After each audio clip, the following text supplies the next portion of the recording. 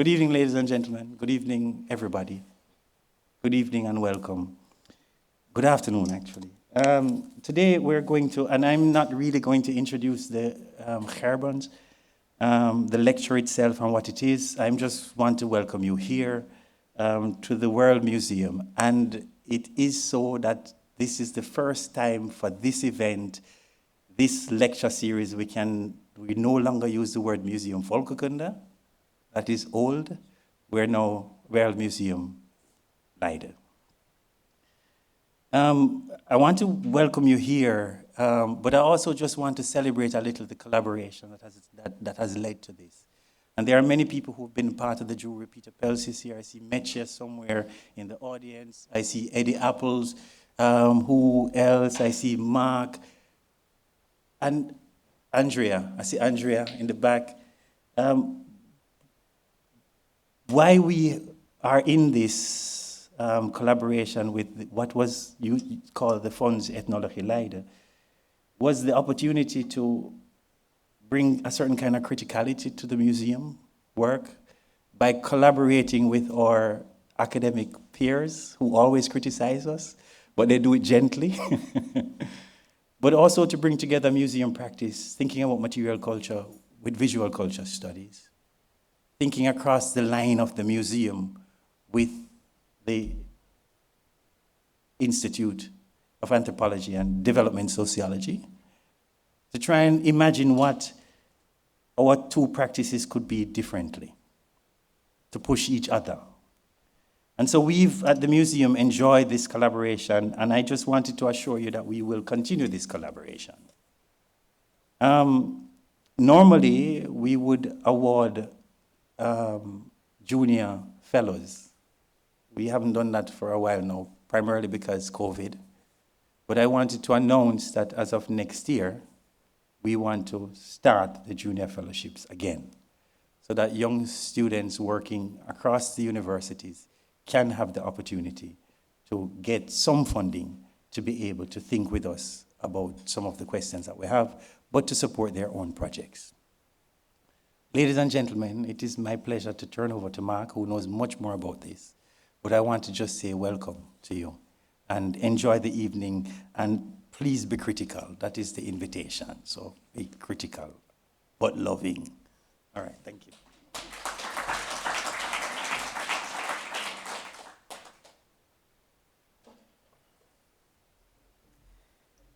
Esteemed colleagues and honored guests, it is my pleasure and privilege to welcome you.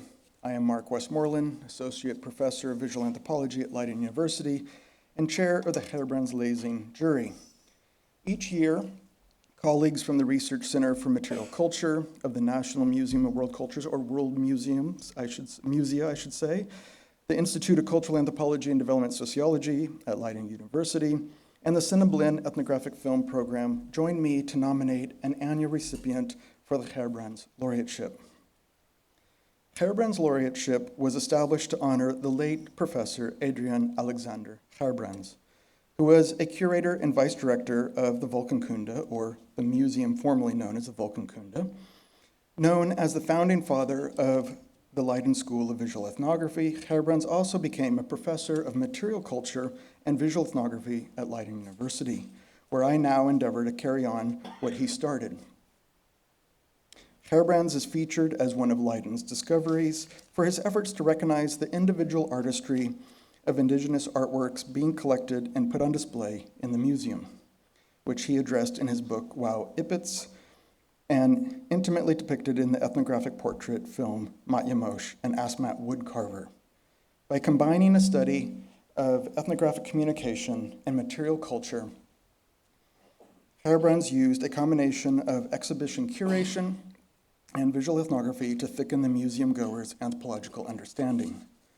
This film and many objects Gerbrands collected are still on display in the Oceana section of this museum. Over a decade ago, the Fund for Ethnology in Leiden established the Gerbrands Lecture to celebrate Gerbrands' legacy and renew the relation between the National Museum of World Cultures and the University of Leiden, and build relationships with Build for Build Film Festival, now transformed as Cineblend. At the same time, as we carry his legacy forward, we seek laureates who provide a critical mirror to our legacies of collecting and objectification and offer a vision for where we must go. The laureateship thus represents an interdisciplinary field of research that critically addresses the troubling legacies of future promises and mediating social and cultural diversity, both within the academy and the museum, as well as beyond both. Accordingly, the lecture series intends to introduce students, scholars, and museologists to some of the most important work happening at the junctures of academic anthropology and public-facing research. The Gerbrands jury selects an annual laureate who has made seminal and lasting advances in the adjacent fields of the studies visual anthropology, material culture, and museum studies. We are particularly keen to highlight work that enacts groundbreaking theoretical interventions through both powerful rhetorical expression and refined practices of research creation. The laureates are recognized for their rigorous scholarly activities, their creative use of multimodal methodologies, and their contribution to public debates. Previous laureates have included Howard Morphy, Faye Ginsberg, Finbar Berry Flood, Christopher Penny, Barbara Kischenblatt Gimblett, Stephen Feld, Tony Bennett, Ariella Azule, jointly to Sami Balogi and Philip de Boek, Elizabeth Povinelli, and Jason De Leon. Professor Deborah A. Thomas and Provost John L. Jackson Jr. from the University of Pennsylvania joins this group of esteemed scholars and artists as joint recipients for the 12th Gerbrands Prize for their laudable contribution to these debates. For a second time, the jury decided to award the prize jointly to two individuals whose work independently merits nomination for the award, but whose work together offers synergy around numerous collaborative projects, including multimodal research expressed in film, pedagogical commitments that have produced a cadre of PhD students and engaged young researchers, and modes of institution building that upend business as usual models endemic at the university, as well as conventional models of publishing in leading anthropological journals.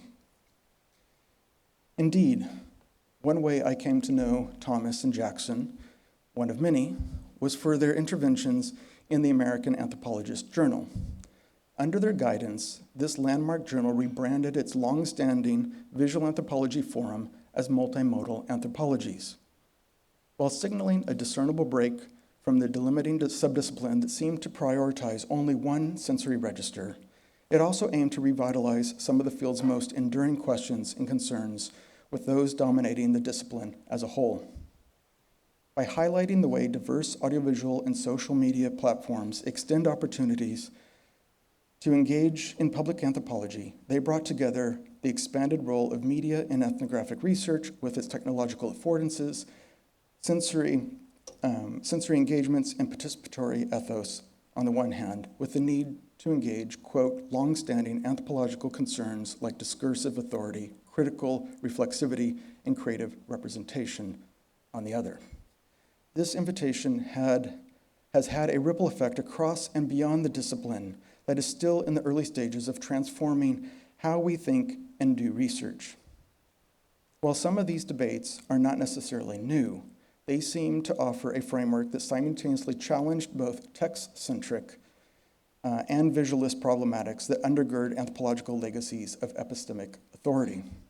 While multimodal conceptual frameworks can be critically applied to the routine practices that show how all of us, at least all of us anthropologists, are ostensibly doing multimodal ethnography, the term does less to describe an anthropological status quo than signal anthropology's inevitable reconfiguration and perhaps the reconfiguration of academic research and scholarship in total.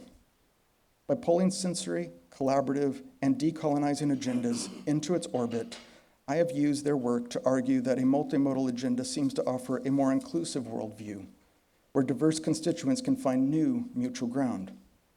Multimodality therefore signals both expanding and incorporating gestures that may enable new disciplinary constellations and research partnerships. The broader body of work by John Jackson and Deborah Thomas amply demonstrates these points. John L. Jackson Jr. is a filmmaker and urban anthropologist who works at the intersection of visual culture, critical race theory, media studies, and the ethnography of diasporic religions. Jackson earned his BA in communication from Howard University, paving the way for a career in media where he had his own radio talk show, the Jackson Attraction Radio Show on WNYE, plus serving as a producer on several award-winning fiction and documentary films, and I learned this morning also a stint as a stand-up comedian. At the same time, he set his sights on academia, completing 3 advanced degrees in anthropology from Columbia University and earning his PhD in 2000.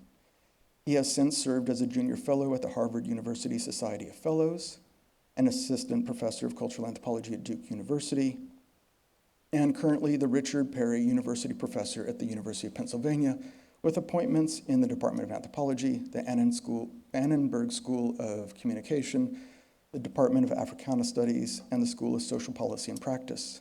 He previously served as Dean of the School of Social Policy and Practice, and more recently as Dean of the Annenberg School of Communication, until this year when he was appointed the Penn Provost. Positioned at the intersection of the fields of anthropology and communication, Jackson argues that, quote, anthropology must reimagine itself in light of mass mediation's inescapable centrality to any serious engagement with contemporary life.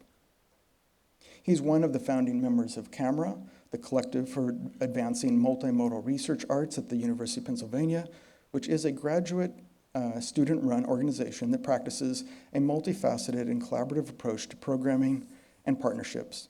Organized around creating visual and performative research projects since 2011, this initiative has supported media-based research and pedagogies with an explicit focus on providing practical guidelines for evaluation of multimodal research, utilizing participatory digital and ethnographic methodologies, creating digital and physical spaces for multimodal work to be showcased, critically examining how technology is changing the process of teaching and learning.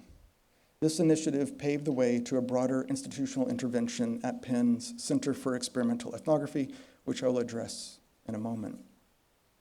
Aside from his notable film work, Jackson also authored and co-authored numerous books, including Harlem World, Doing Race and Class in Contemporary Black America by the University of Chicago Press, Real Black, Adventures in Racial Sincerity, also by University of Chicago Press, and Racial Paranoia, The Unintended Consequences of Political Correctness by Basic Civitas, among others.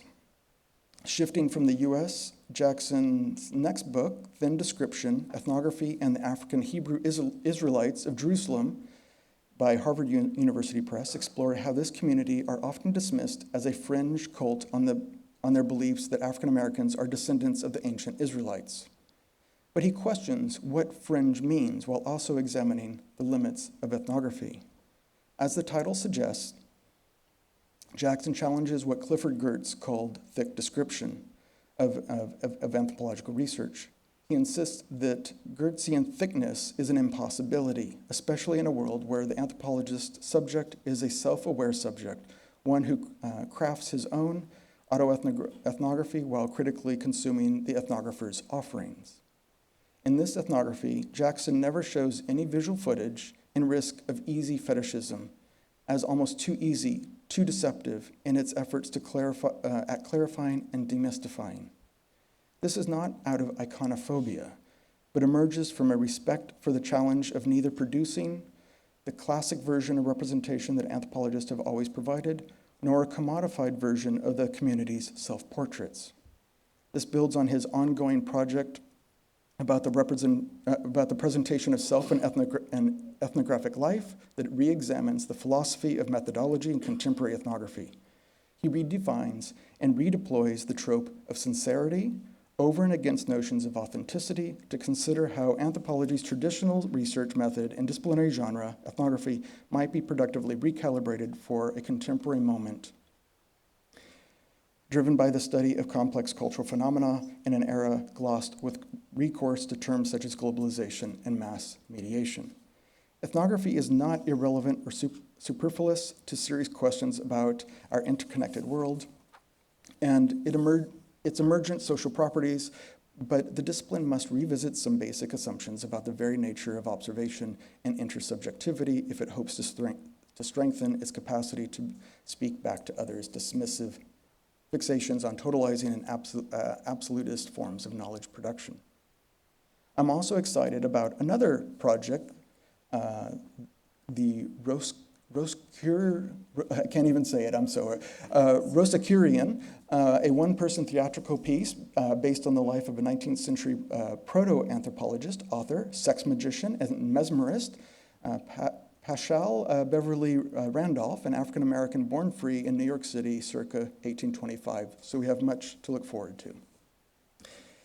Deborah A. Thomas is the R. Gene Brownlee Professor of Anthropology in the Department of Anthropology at the University of Pennsylvania. She is also core faculty in Gender, Sexuality, and Women's Studies. She holds secondary appointments with the Graduate School in Education and the Department of Africana Studies, and is a member of the graduate groups in English Comparative Literature in the School of Social Policy and Practice, as well as a research associate with the Visual Identities and Art and Design Research Center at the University of Johannesburg. Prior to her life as an academic, Thomas was a professional dancer with the New York-based Urban Bush Women, a company that is committed to using art as a means of addressing issues of social justice and encouraging civic engagement that brings the untold stories of disenfranchised people to light through dance from a woman-centered perspective and as a member of the African diaspora community.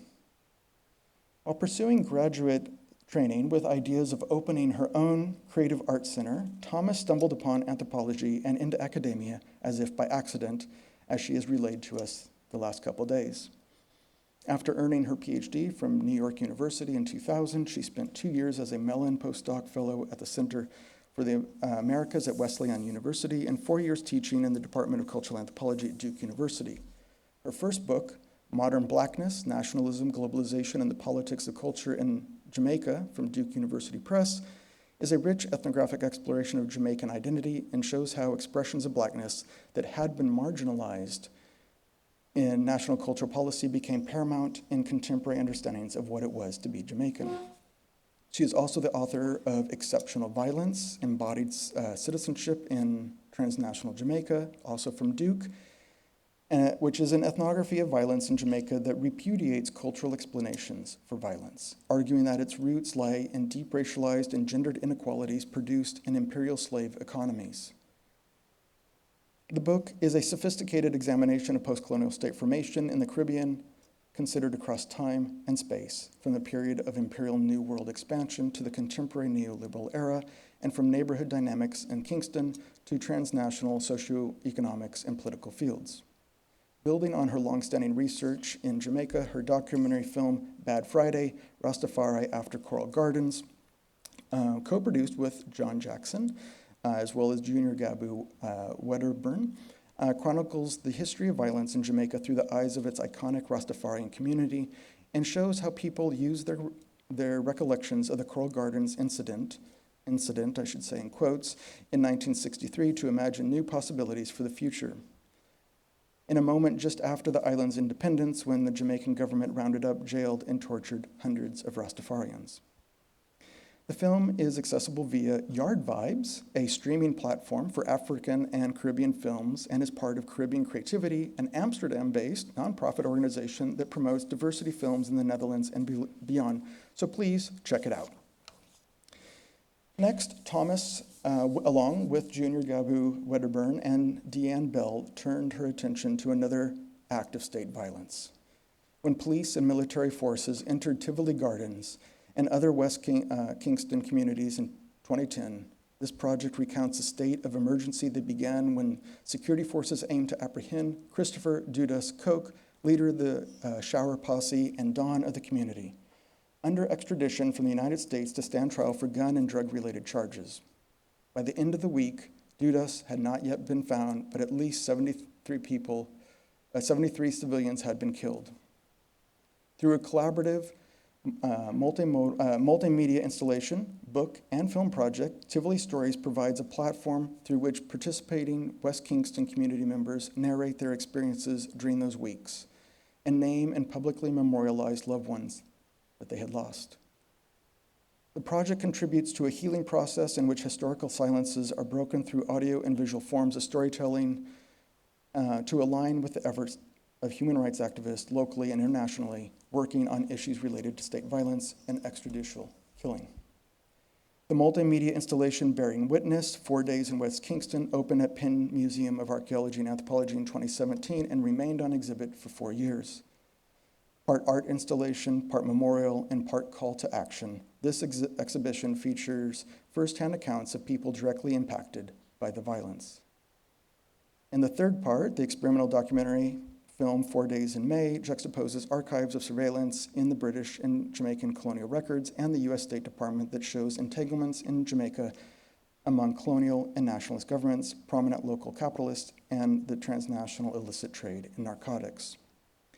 In her third book, I should say the third part of this Tivoli Stories is her third book, Political Life in the Wake of the Plantation, Sovereignty, Witness, and Repair, adds another dimension to this intervention with a series of probing questions about state violence outside the context of active war. Why does the state crack down on a movement or on individuals, it asks? When does a threat become unbearable and actionable? What are the entanglements that matter? When do they matter? And what does sovereignty feel like? The book was awarded the Gordon K. and Sybil Lewis Book Award from the Caribbean Studies Association and the Senior Book Prize from the American Ethnological Society, and was a runner-up for the Gregory Bateson Prize. From 2016, I'm getting there. There's a lot to say about these amazing scholars. From 2016 to 2020, she was the editor-in-chief of American Anthropologist, the flagship journal of the American Anthropology Association, and was co-editor of the journal Transforming Anthropology from 2007 to 2010. She currently also sits on the editorial committees of the Caribbean-based journal Social and Economic Studies. She's currently the co-chair of the AAA, American Anthropology Association's Commission on the Ethical Treatment of Human Remains, which builds on her specific intervention with the Penn Museum extensive collection of human remains as part of the Morden collection. But that also includes children from as recently as the 1980s who were victims of an infamous police bombing of a Philadelphia neighborhood. Faculty co-founder and coordinator with Stanton Wortham of PIVPE, the Penn Initiative on Visual and Performative Ethnography, has been superseded by the amazing Center for Experimental Ethnography. In the last 5 years, together with John Jackson, they have built a robust program to support students, staff, and visiting scholars across no less than 8 of Penn's 12 faculties. Central to CEE's mission are renewed ways for the university to face its public. By advancing an expansive understanding of experimental and multimodal research, CE offers an exemplary model for building multimodal infrastructures that can lead to civic engagement through pedagogical initiatives. The Center for Experimental Ethnography was founded in 2018 to promote multimodal research practices as both method and theory, integral dimensions of scholarly research. I could say more, but I will leave it at that for now.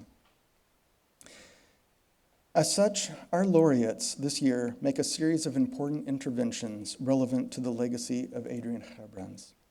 They have interrogated the foundations of anthropology in ways that push us to think more expansively about the discipline, from an engagement with mediated globalization that muddies ideas of locality and non-modern to the anthropologist's primacy when forms of ethnography are actively being engaged by many of our interlocutors already. But I can hardly do justice to their work even with this long introduction. Let me say, instead, I have spent much of the last few days poring through their work and spending the last 2 days with them in person. And I can tell you many things about their accolades for which there are truly a plethora. But instead, I want to highlight how generous Deb and John are. Between the tour of the Dutch countryside, between Schiphol, Rotterdam, and The Hague, looking out public transport windows, I was struck by how much room they have in their hearts. Their hearts are big enough to absorb the many catastrophes unfolding in their communities of interest, but still have room to welcome you with kindness and sincerity. to use the words of Wayne, who offers us capacious. Both John and Deb offer us capacious hearts and minds. They invite us to think with them, to listen, to learn. I would like to carry something forward that Wayne shared with me yesterday in his opening remarks for an event at the Wereldmuseum in Rotterdam. When I asked how he was, he said, tired. He felt like the world had gone so big and he missed the days before the pandemic when working in Leiden felt small. Their capacious hearts seem to offer a small and intimate space to dwell with them as maybe some sort of antidote to this. They have generously given of their time and energy, thoughts over the past 2 days that have deeply enriched my thinking as well as those of our students, colleagues, and collaborators, and I hope our questions and comments have given them something back. Now we have this final event with them where they will offer not a conventional lecture, but a dialogue, where they will think together about 3 words: conspiracy, race, and love. Words or conceptual frames that have animated aspects of their individual research projects in the United States, in Jamaica, in Israel, perhaps elsewhere. Drawing examples from their writing and from their multimodal collaborations, they will interrogate how we know a conspiracy when we hear it, how we understand race when we see it, how we identify love when we feel it. By privileging these sensory registers as technologies of knowing, they will also position the nexus created by these 3 terms as a mode of decolonial anthropology. I invite you to join into the conversation with your pressing questions and your heartfelt thoughts about key words, be they conspiracy, race, love, or otherwise. And it is with great pleasure this year to award the Gerbrands laureateship to Deborah Thomas and John Jackson.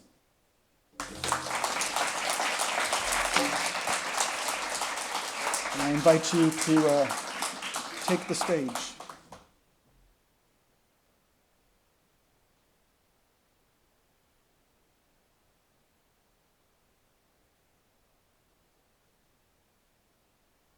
Hi. Wow. I'm not sure we need to say anything. That was amazing. Thank you so much for that introduction and for inviting us to hang out and talk and spend time thinking together and thinking with all of you. Always happy to be in conversation with Wayne about anything, anytime. So it's lovely to have had that opportunity again as well. And, excited to talk with you.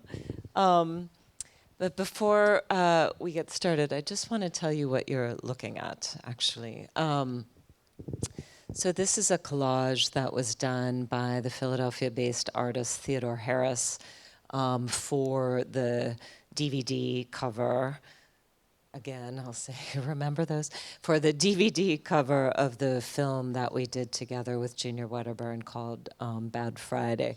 And so I just wanted to let you know that, again, this is sort of an example of us loving to collaborate with our fellow artists. But this is Theodore Harris's work, his original work for that project. So we thought maybe we'd get started just by, we have some questions that we decided we would ask each other. And so I will ask the first question, which is, how did you get conscripted into anthropology, and why did your first project develop in the way that it did? Thanks, Deb. So let me just say thank you, Mark, for that, I think, really moving introduction and for engaging the work so seriously. I know we don't ever take that for granted. Also, thank you all for this incredible honor. It has truly been a rewarding experience these last day and a half to engage this community who are thinking in really fruitful ways about the stuff that we also care about. So thanks for that. So anthropology, how did I stumble into the field?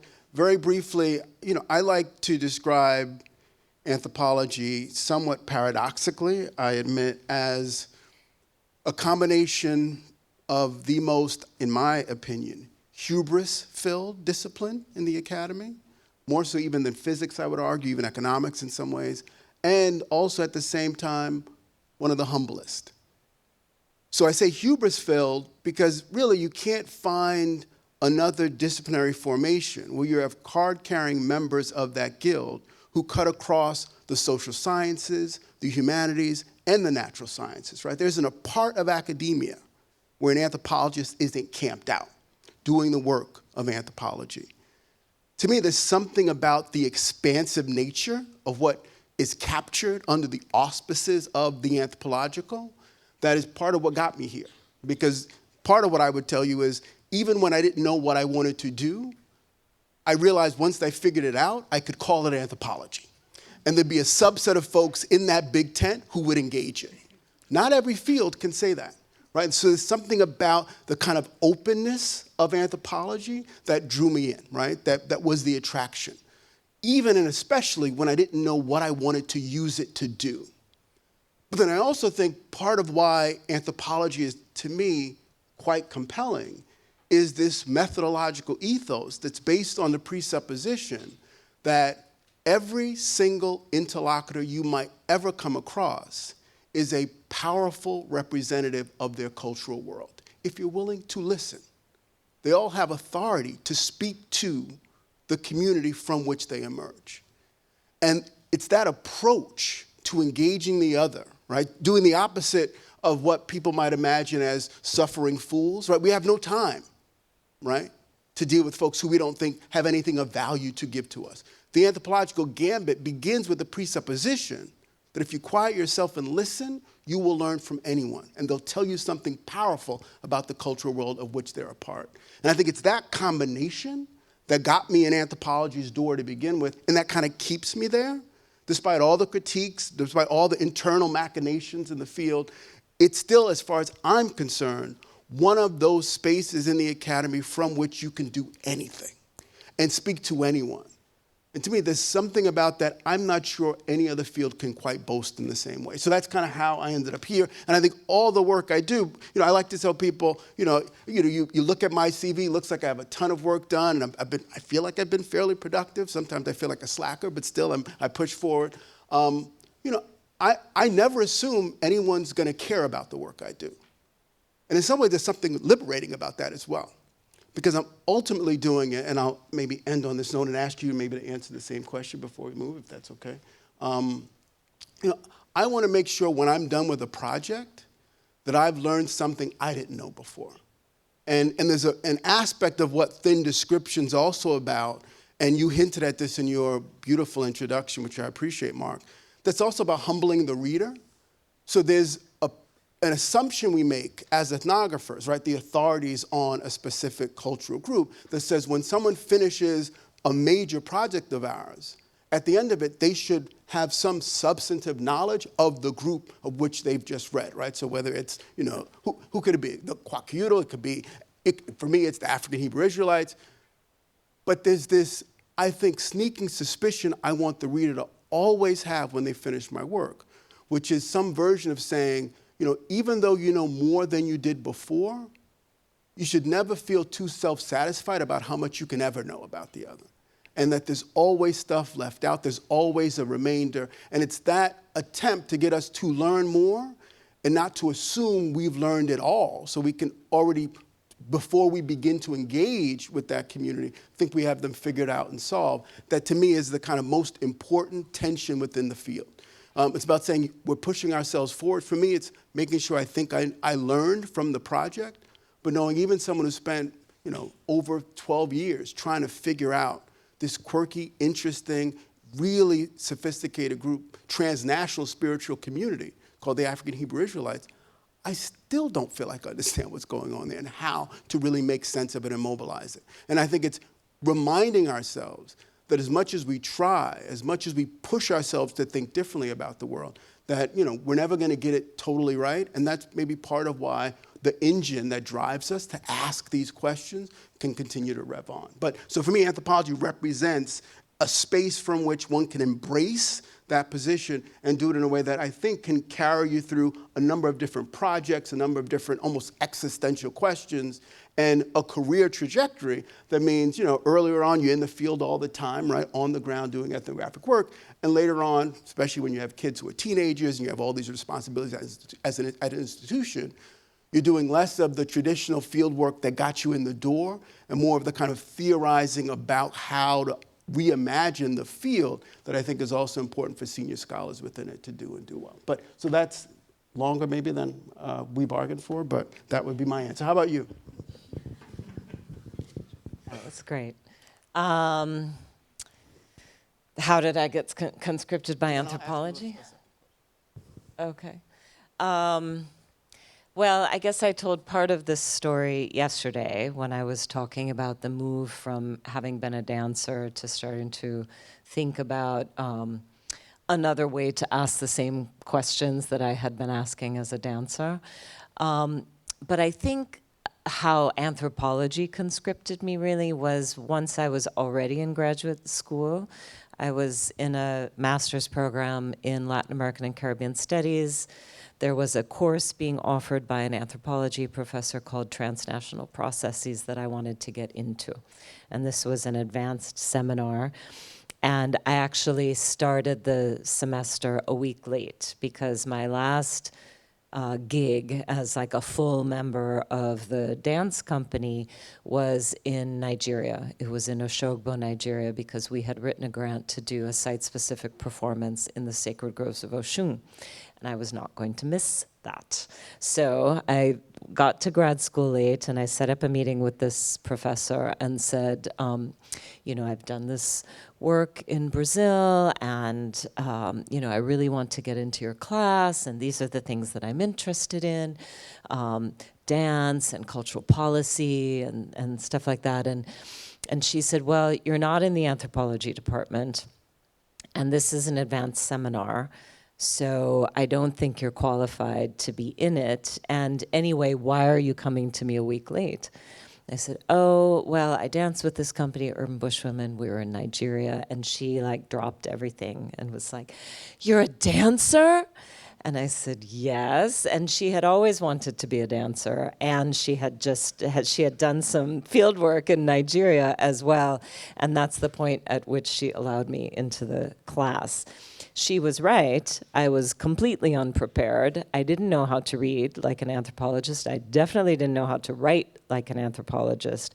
But she spent a good year training me on those very particular things. I mean, I was so captivated by it because I was in a class learning that there were people who studied by doing the things that I had been doing all along as a dancer, as a theater performer, etc. They were hanging out with people, they were learning in a participatory, collaborative way. There was language for it that sounded official as a methodology. And so I started writing my one-page, think sheets about my family and all of this stuff. And she, very slowly reined that all in and taught me how I was really supposed to write those things. But I just was so captivated by the fact that there were people who studied in that way. And I think for me, knowledge was always, and knowledge building was always collective. It was always collaborative. It was always participatory. Certainly in my case, it was always creative as well. And then I came to learn in graduate school that not everybody thought that way, that knowledge is supposed to be individual. You're not supposed to really hang out with other people to do it. So I was very glad to have landed in a space that supported the things that I thought I was already doing. And so I thought, oh, there's a name, for what this is, and that name is anthropology.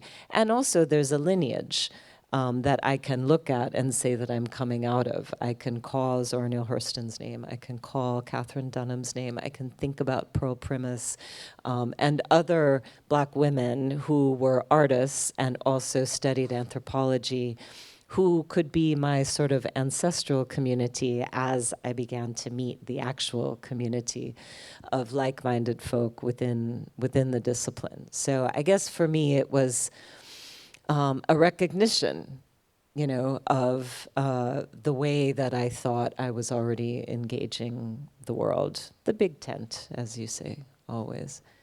But you skirted the second part of that question, which was, why did your first project develop in the way that it did? Good question. So, very briefly, I didn't know what I wanted to do as an anthropologist in graduate school. Although I said I wanted to do ethnographic film, it was clear I wasn't going to do an ethnographic film for my dissertation. I started to do research with my advisor, who had been doing work in Upper Manhattan and Harlem and Washington Heights. I think the question I had for that project was a question about whether or not the hegemonic understandings of Black cultural life, especially Black class formation in the social science literature, to me seemed like it was representative of what I was seeing in Harlem, New York. So I knew it kind of came out of places like Chicago, where they were sort of formulating an idea about how class and race intersect in the lives of Black folks. But I was like, I'm not sure this works in Harlem. And so the ethnographic project really is about figuring out what are the kinds of intersections between class and race that define the lives of Harlemites in, that point in the 1990s. And for me, I guess there were two things I was pushing back against. The first was, maybe I'll just start with the first and stop, is this two-world model of Black America, right? So the idea was, and this was offered up by folks on the ideological left or the right. So the presupposition was that the Black middle class, right, after the gains of the Civil Rights Movement, had left the inner city. And as they left, they took the resources of a vibrant community with them out to the suburbs, right? So that's kind of the left's version of that. And that, of course, left the folks, the poor, underclass was the term they were using at the time, to fend for themselves, right, back in the ghetto. So one version of that was, middle class left, they took all the resources. On the right, their argument was the middle class left and they took all the values, right? They took the sort of vibrant culture with them and left cultural pathology in their wake in the inner city. And I thought this two-world model of the Black middle class way out there and the Black underclass trapped in the inner city and never the twain shall meet didn't make sense in Harlem, right? Because you would walk from sort of townhome to block, and you'll see changes in the class experiences and the lived experiences of Harlemites. And so I was like, what does it mean when it isn't the case that the Black middle class have left, that folks all along the class spectrum are packed tight, right next to one another in the inner city and navigating a space that's both racialized and contested around class in the context of gentrification every single day? Where the question is, do you authentically belong or not, is answered both by how people understand and position you racially, but also how they position you in terms of socioeconomic class formation. And so that project was about saying, how do we think race and class together without just assuming this two-world model answers all the questions we have about how they intersect? And then I just sort of, for me, I continue to think about it. Maybe this is me segueing to a second question for you. What do we do with what I think is one of the most interesting, all the concepts are interesting, but fascinating, anthropologically, at least in part, concocted notion, which is race. So we get to the first part of our tripartite schema here, right, the race part. And for me, one of my critiques early on, of course, other folks have made similar ones, is that anthropologists sort of put their pens and pencils down too soon. That we thought once we deconstructed race, once we made the case that race isn't biological in the ways in which we thought it was in the past, we thought we inoculated ourselves from all the most pernicious aspects of racialized investments in racism. Right? If race isn't biologically real, how can people hold on to it in the same way they did when they assumed it was built into the kind of organic, natural nature of the world order? And so the project of anthropology was to disabuse people of this idea that race was biological. And that's what, at least in the 1990s, when I was in graduate school, that's what we were being taught, right? We had to understand for ourselves that race isn't biology in the way we thought it was. And then we had to find a way to articulate that to folks who were still caught up in that matrix, right, in that false ideology. But at the same time, and I'm just teeing up your question, Uh, at the same time, though, we're being told something I don't think is easily reconcilable with that idea, which was that culture, qua culture, on its own, has productive force, right? It doesn't simply have to be nature to be impactful on the ways in which we make decisions about the world. And for me, the sort of textbook example, I bring him up in a couple of the books in different ways, is a guy named Leo Felton, who got famous in the end of the 20th century because he got busted in a Dunkin' Donuts in Boston, Massachusetts for passing off fake bills. But that wasn't the reason why I got on my radar. The reason why I got on my radar is because Leo Felton, it was found out, was also a member of a neo-Nazi skinhead organization that was using those fake bills as a way to launder money for a scheme they had to blow up Jewish monuments all around Massachusetts, right? So they had cracked this scheme, huge. That would have gotten it close to my radar, but it got square into the bullseye of what I do when they turned the screw one more rotation and found out Leo Felton was passing for white, right? He was, the mixed love child in the 1960s, black bus driver father, white mother, and he had to pretend to be Southern Italian to be a part of this neo-Nazi crew. Now, he wasn't pretending because he was doing an expose, right, as an investigative journalist. No, he was pretending because he told anyone who would ask once he was arrested that the folks he was interacting with were what he called racial materialists. He said they thought race was in the blood, right, in the body. But he knew it wasn't. Right? He knew race wasn't about biology at all. It was about something else, right? And even though he understood that, even though he had to pretend his own individual ancestry away to be a part of that group, he still was invested in the same project that both didn't give sort of the Jewish folks who would have been blown up in those monuments the same kind of, voluntaristic subjectivity, right? It clearly locked them into a certain kind of biologically anchored notion of racialized identity.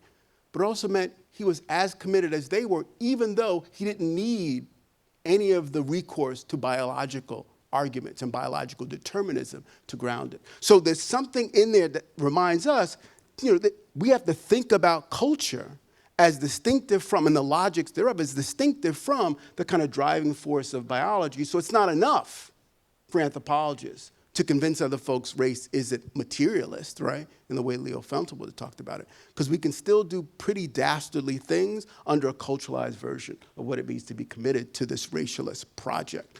And so that's a kind of long-winded way to say you talk in your first book about blackness and modernity.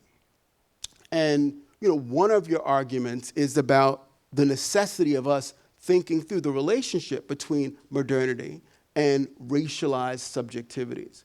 And so the question is, maybe some version of, is blackness as you understand it always modern? And why is that still an important question to ask and answer in the 21st century? Okay, thanks. Good question. Well, I think there were two things driving my original dissertation project, which ended up as Modern Blackness. One was a desire, having come from dance, to understand how dancers can change the world. And the other was an irritation, which was that in Jamaica, there is a disavowal of race as a motivating characteristic of being, right? The idea is that, here, Jamaica's majority black country, right? So here, it's not race, it's class. And, when you talk about race and all of those things, you're just bringing that American language about race and racialization into conversations where it's irrelevant because we're 95% black. We don't have racism the way they do in America. And the reason that that's an irritation for me and many, many other people, I am by no means alone in this irritation, is that it disavows the relationship between race and class, right? And if we're talking about modernity, we can see the Caribbean as the sort of prime mover of modernity in many ways. Like, we can see the processes that bring the region into sort of European consciousness of conquest, ultimately settler colonialism, but imperialism, eventually the elaboration of the transatlantic slave trade, the development of mercantile capitalism and the establishment of plantation-based agriculture, right, monocrop, mass production for export rather than for consumption.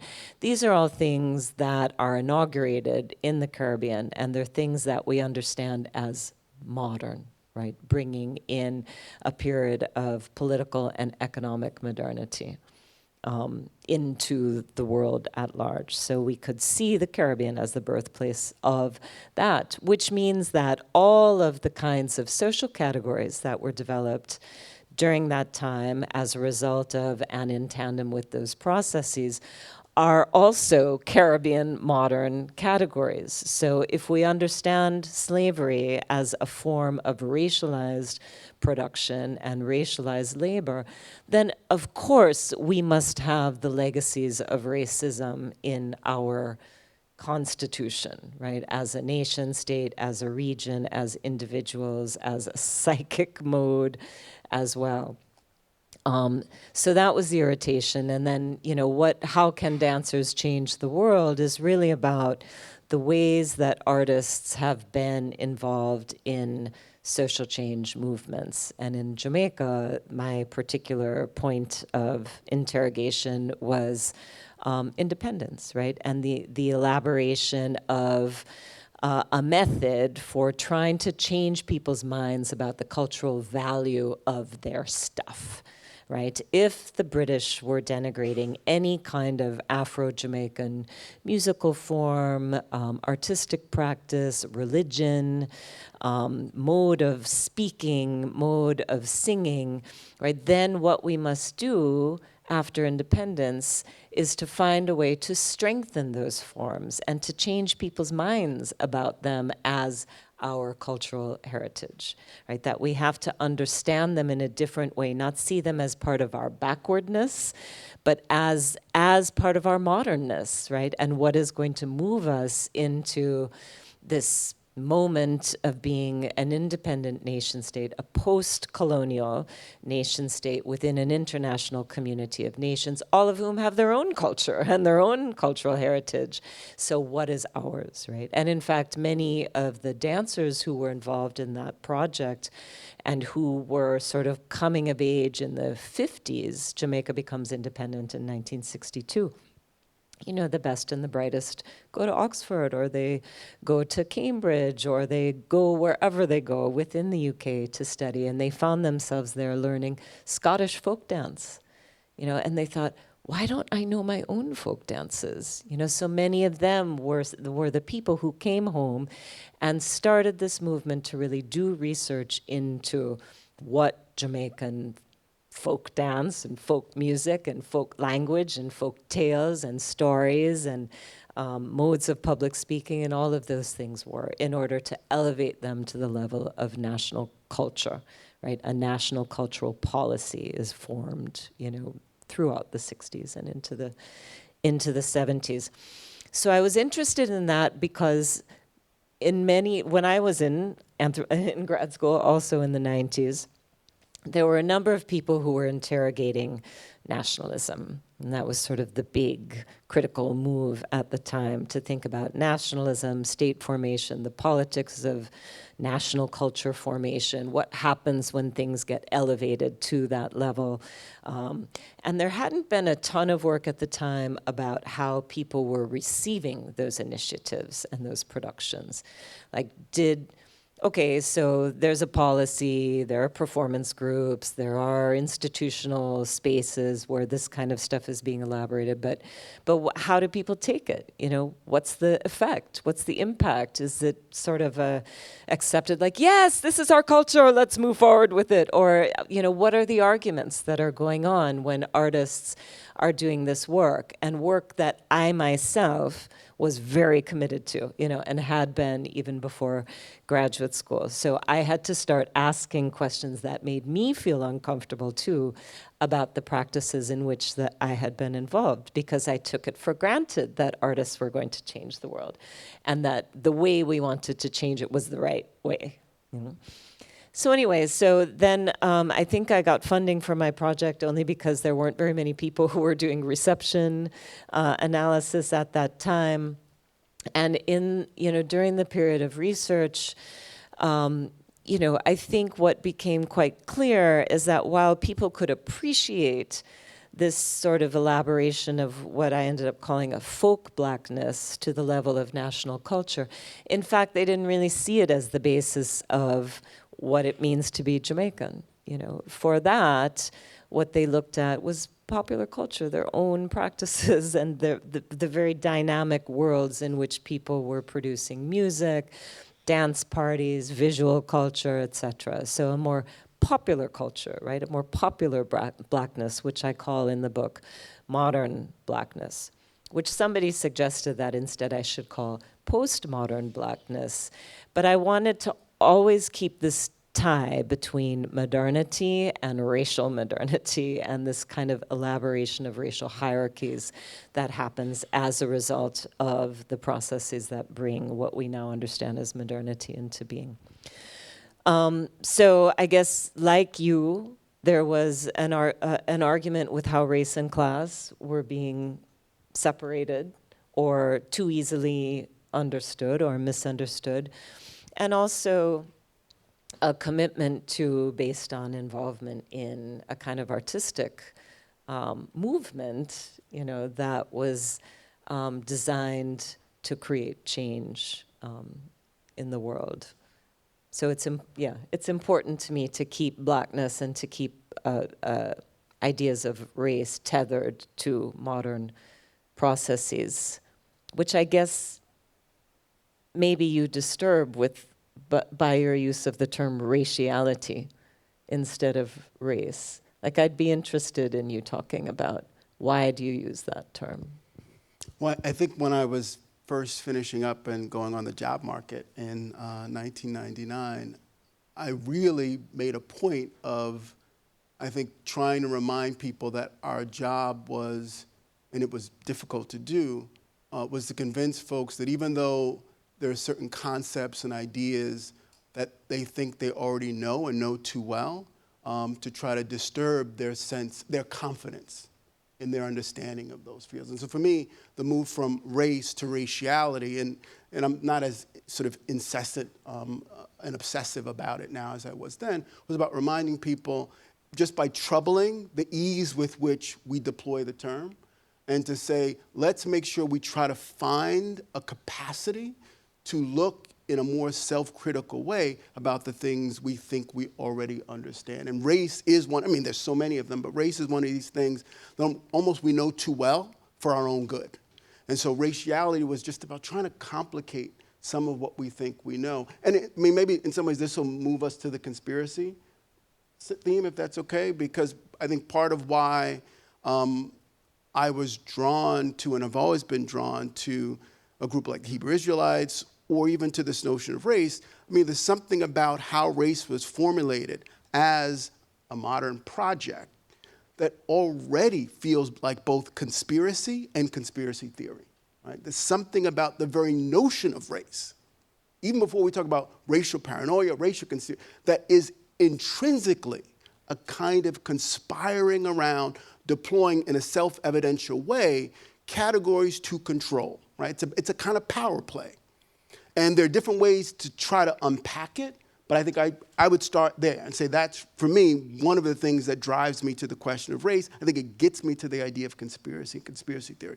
And the group, and I remember this as a grad student, that I think first brought home to me the importance of ethnography as a way, a kind of long-form way to really think this through, was a group that I started to listen to when I was still finishing up my coursework in graduate school. They were on 125th at Adam Clayton Powell, what's called Africa Square, right in Harlem. And they were making an argument that to me seemed hard to reconcile the two parts of. One was a kind of classic, almost black nationalist critique of white racism, right? That the history of white racism in the US explains a lot, they argued, about the current state of black folks in Harlem, in America writ large, and they would argue across the diaspora. And there are so many tropes and discursive formulations that sounded familiar that came out of a long tradition of black nationalist critique of white hegemony. At the same time, again, on Africa Square, they were as adamantly anti-African as they were anti-white. So Africans, for them, they argued, were completely different peoples from African Americans, right? So African Americans aren't even African Americans because they're not African, right? They're, for the folks on Harlem, on Africa Square, African Americans had no historical, genealogical, ancestral connection to Africans at all. For them, Africans were Ishmaelites, they were Hagarenes, they were Hamites, they were Cushites, but they weren't Israelites.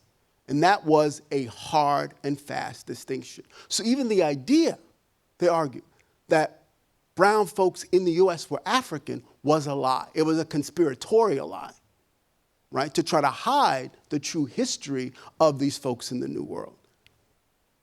I was like, that's fascinating, right? And it's fascinating you're doing that at the same time you're deploying these tropes of classic black nationalism that usually were anchored in a kind of commitment to Africanity and a kind of Africanist sensibility. So I was like, how do you do it? And for me as an anthropologist, that's always the question, right? So I'm looking at the way this is formulated and saying, how did you get there, right? And how do you put together things that I think, at least at first glance, seem like they're hard to hold together at one and the same time. And that, for me, is always what is most fascinating about conspiracy theories, because from the other side of the room, they're so easy to debunk. Those folks are nuts, right? But at a certain level, within our cultural world, we're all just conspiracy theorists. There's so much we just take for granted.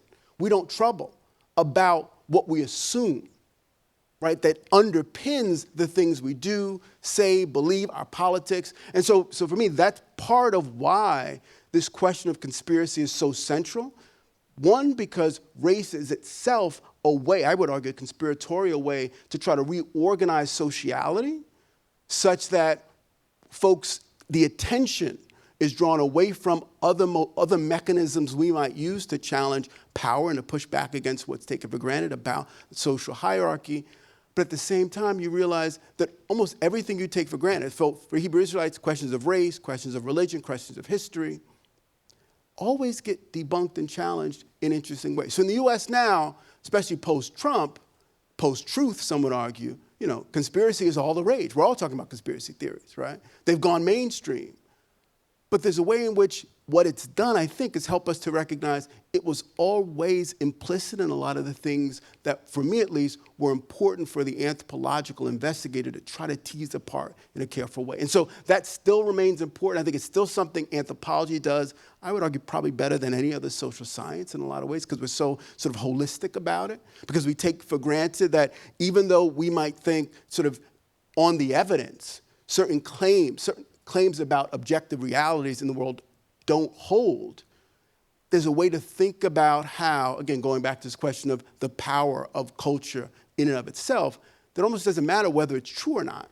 What matters is the productive force it has in the world and the compelling hold it has on us as folks trying to do things to create futures that we imagine are more beneficial for us and the communities that we care about. So for me, there's this link between the race conversation that we started with and what I think is central to, especially now, this increasing investment we have in both identifying conspiracies, debunking conspiracy theories, and thinking about the impact of those sort of processes on what we imagine to be real political movement in the contemporary modern world. And I think there's a part of that also that isn't atavistic. This isn't about sort of weird, irrational, sort of pre-modern sensibilities reemerging. There's something about these logics that I think are also decidedly quintessentially modern in ways we have to own and that we understand differently once we do. But tell me, again, about, well, either respond to that or your own investment in sort of thinking through conspiracy, given the different kinds of work you've been doing in Jamaica and other places. Yeah, I think there are two ways I would actually, or two things I want to raise in relation to what you just said, and then I'll talk a little bit more about my own attention to conspiracy. One is that, how I experience the Israelites, both in Harlem and on 42nd Street in Times Square, it was racialized, but it was directed at me, it was gendered. It was about inheritance and the arguments among the different groups about who carries the blackness, right? So because this is a group who talks to passersby, right? So you engage or you don't engage, but you are engaged, right? So they would always ask me, who is black, your father or your mother? And some of them felt that blackness is passed through the seed, i.e. the man, and some of them felt that it's the mother who's passing along the blackness. So I was always interested in the arguments that they would have about me and my personal presentation to them, and the way it would allow them then to elaborate their theory of gender, really gender and sex transmission. So that's one thing. And the other thing I wanted to add to what you were saying about the cultural force and what it produces in the world and what it leads people to do, the thing that I find so compelling about that is that these folk, the Hebrews, various sectors of Rastafari, Alexander Bedward, they are people who, people think are nuts, people in the wider society think are nuts, but they're also people who are so compelling and who capture the imagination of Garvey is another, of huge numbers of people that leads them to take really enormous risks. Like what belief, what connection, what vision for the future has this person or this group espoused that will create the confidence that will allow you to sell all your belongings, leave your home, leave your house, and go to the docks for decision day to board the ship back to Africa. That's amazing to me.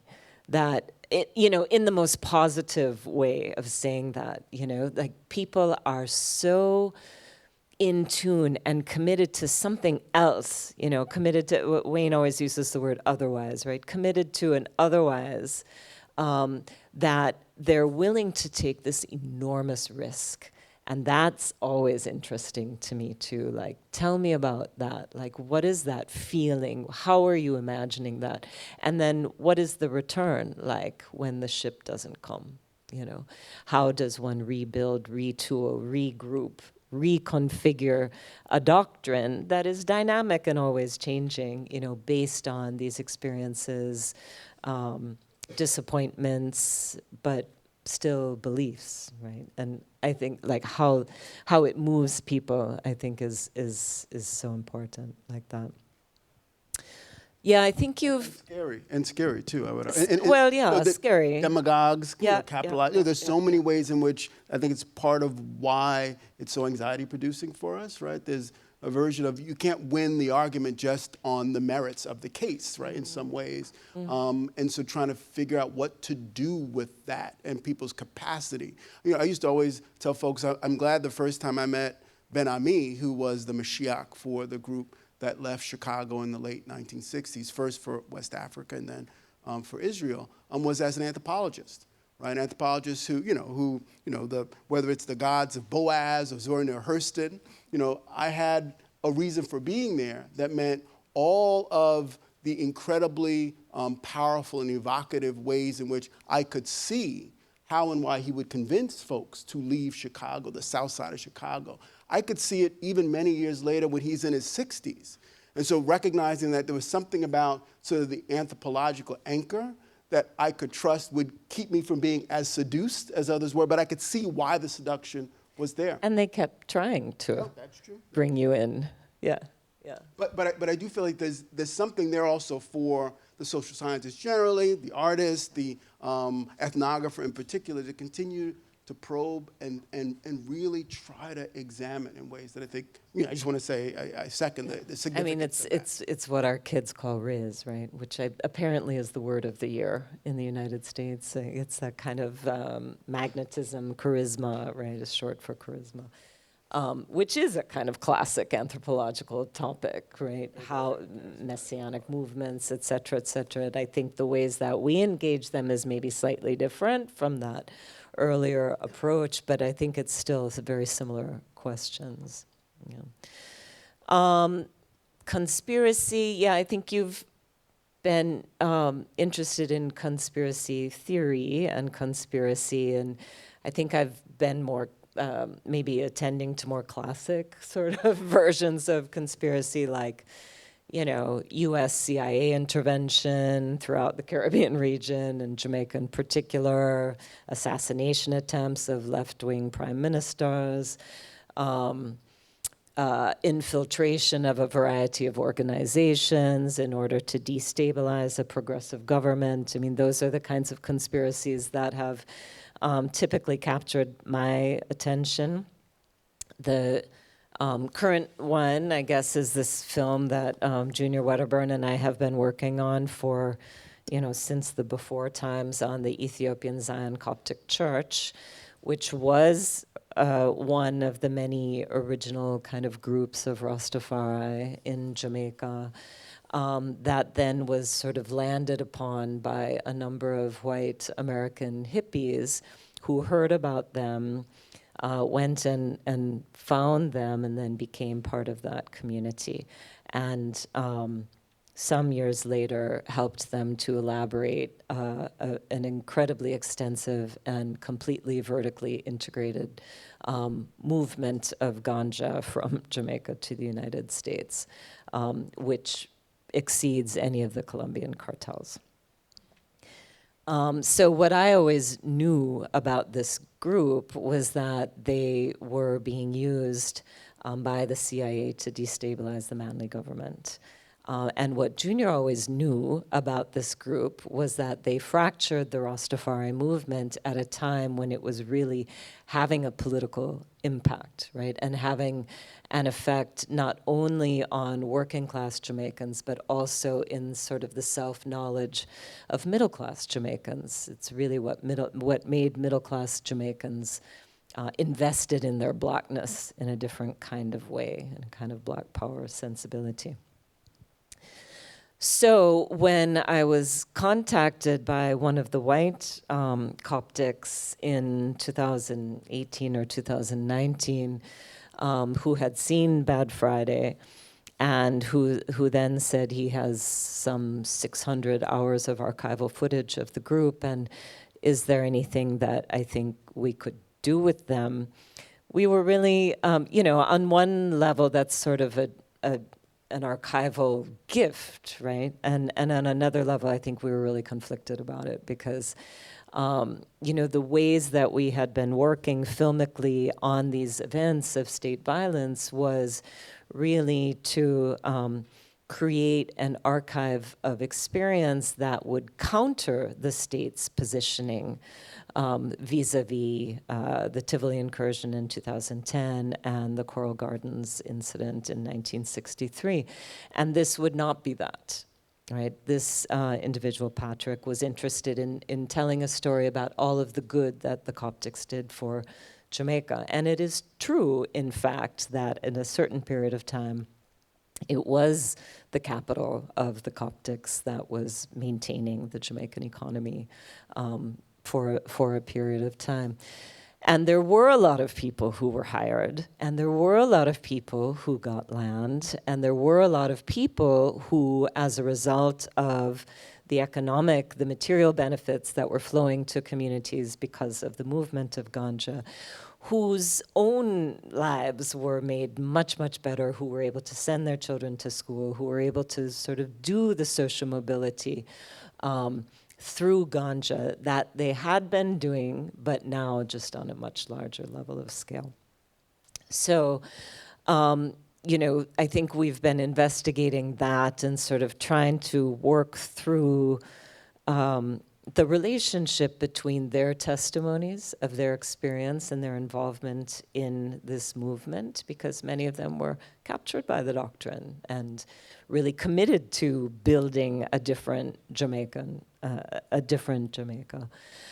So the relationship between their testimonies and other people's assessments of their conspiracy to pull apart the movement, right? And we're trying now to figure out how to create that balance and walk that line in the film itself.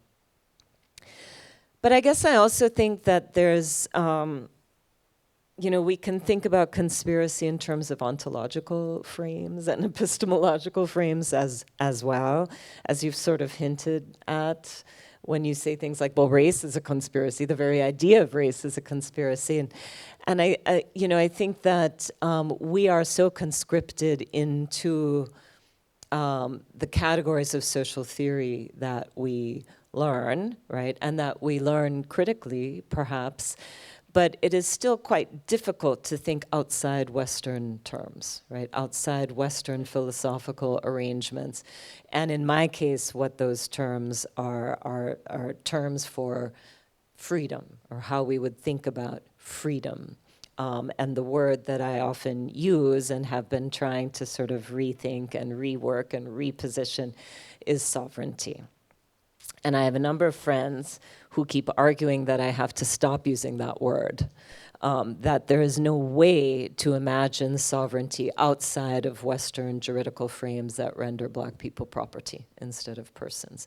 And on one level, that is true. That is the origination of sovereignty, dominion, and the idea of a terra nullius that is going to then be worked and improved by people, and the non-improvement of land then, creates those beings as non-human, or as maybe partially human, but not human like Europeans, right?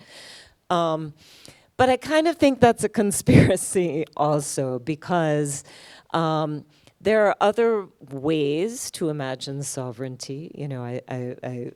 I and many others, this is not just me alone, but I want to think sovereignty through process, through practice, through relation, through ephemerality, through joy.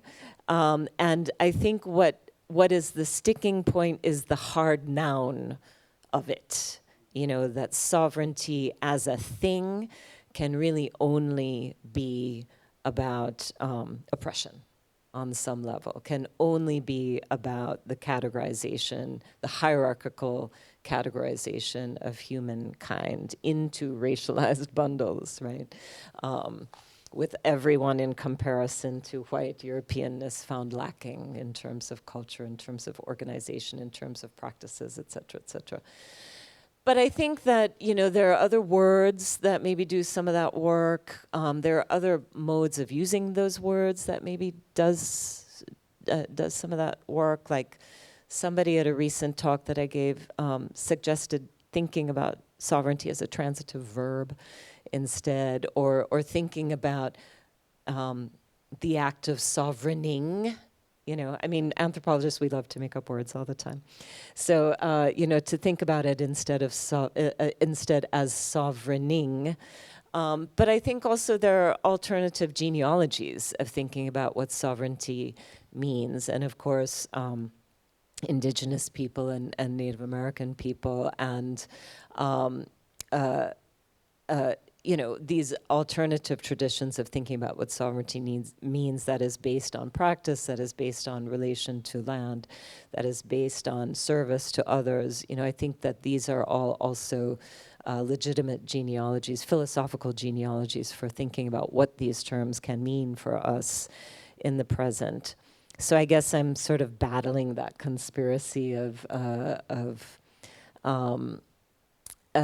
not capitulating to the Western European genealogies of social theory, and instead trying to read those aside and in relation to longer standing traditions of thinking about what it means to be human, what it means to be in relationship with each other, socially, politically, economically, and psychically.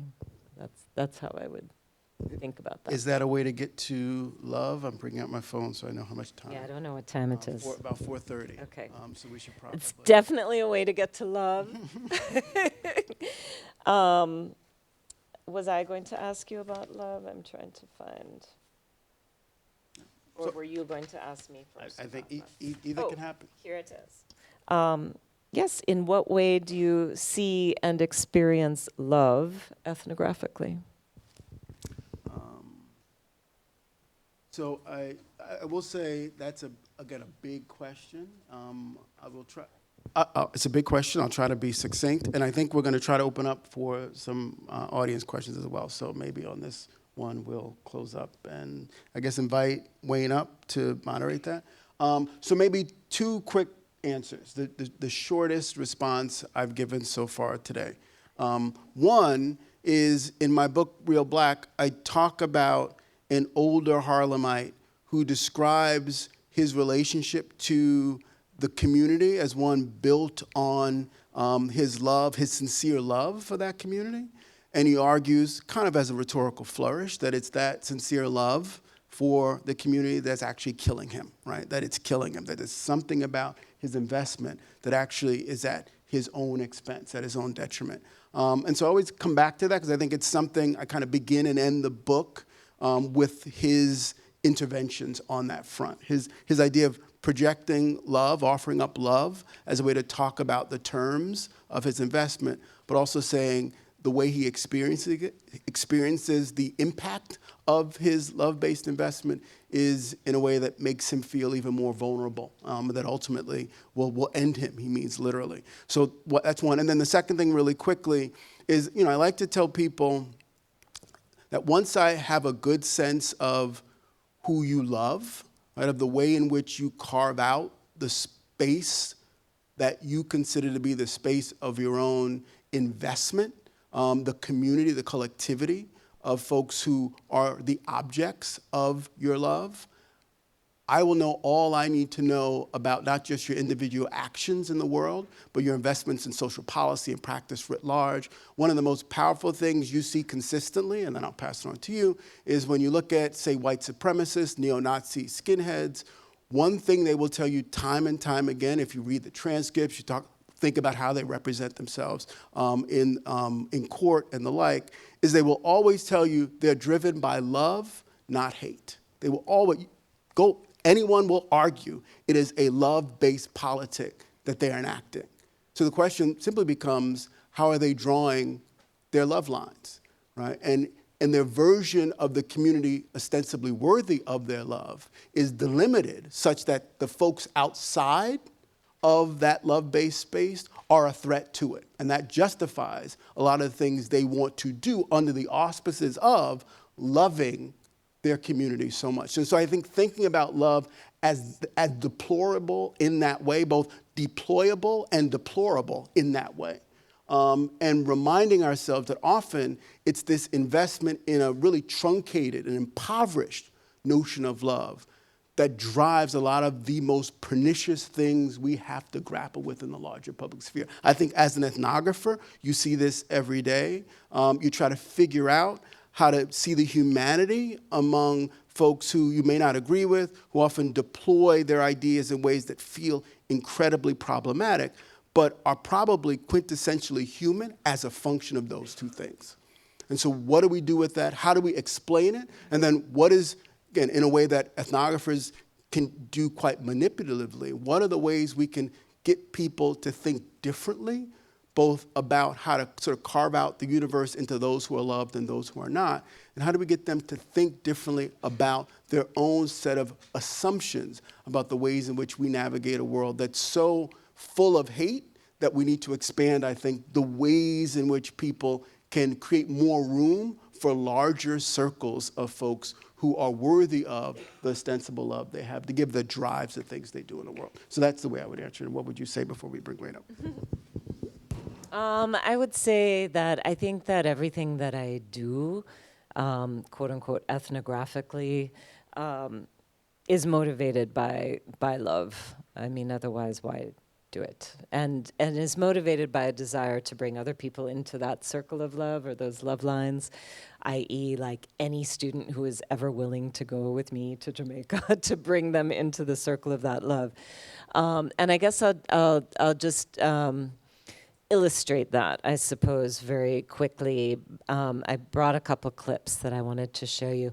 I've been, for the past 5 years, co-organizing a Kumina festival. Kumina is a Congolese-based tradition of ancestral worship and collective being and music and dance and family that comes to Jamaica with African indentured migrants after the end of slavery.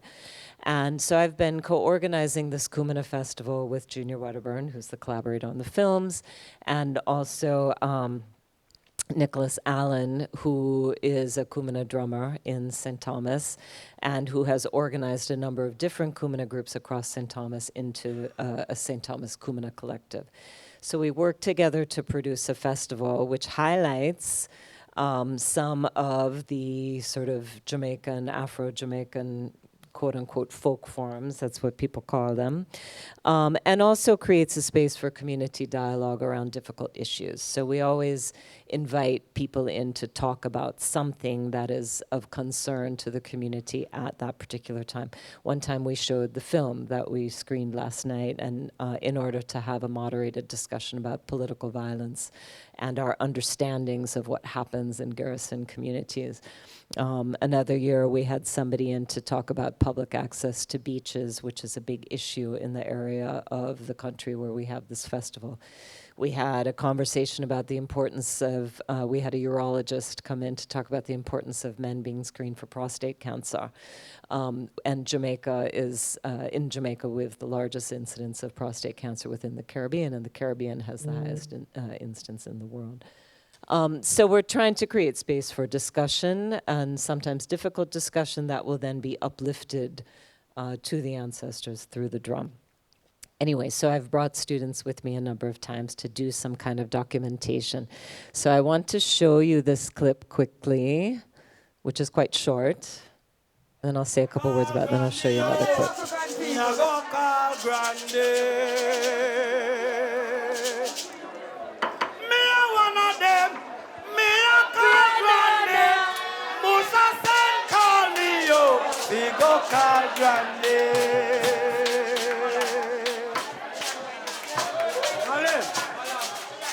Malemba yato, malemba panga, malemba kento, la kwenda from Africa yenga yato yala malemba kumasi. 1, 2, 1. Kalgrandio, yago kalgrande. 1, 2. I'm going to let all the onion you collect us now. Kalgrandio, yago kalgrande.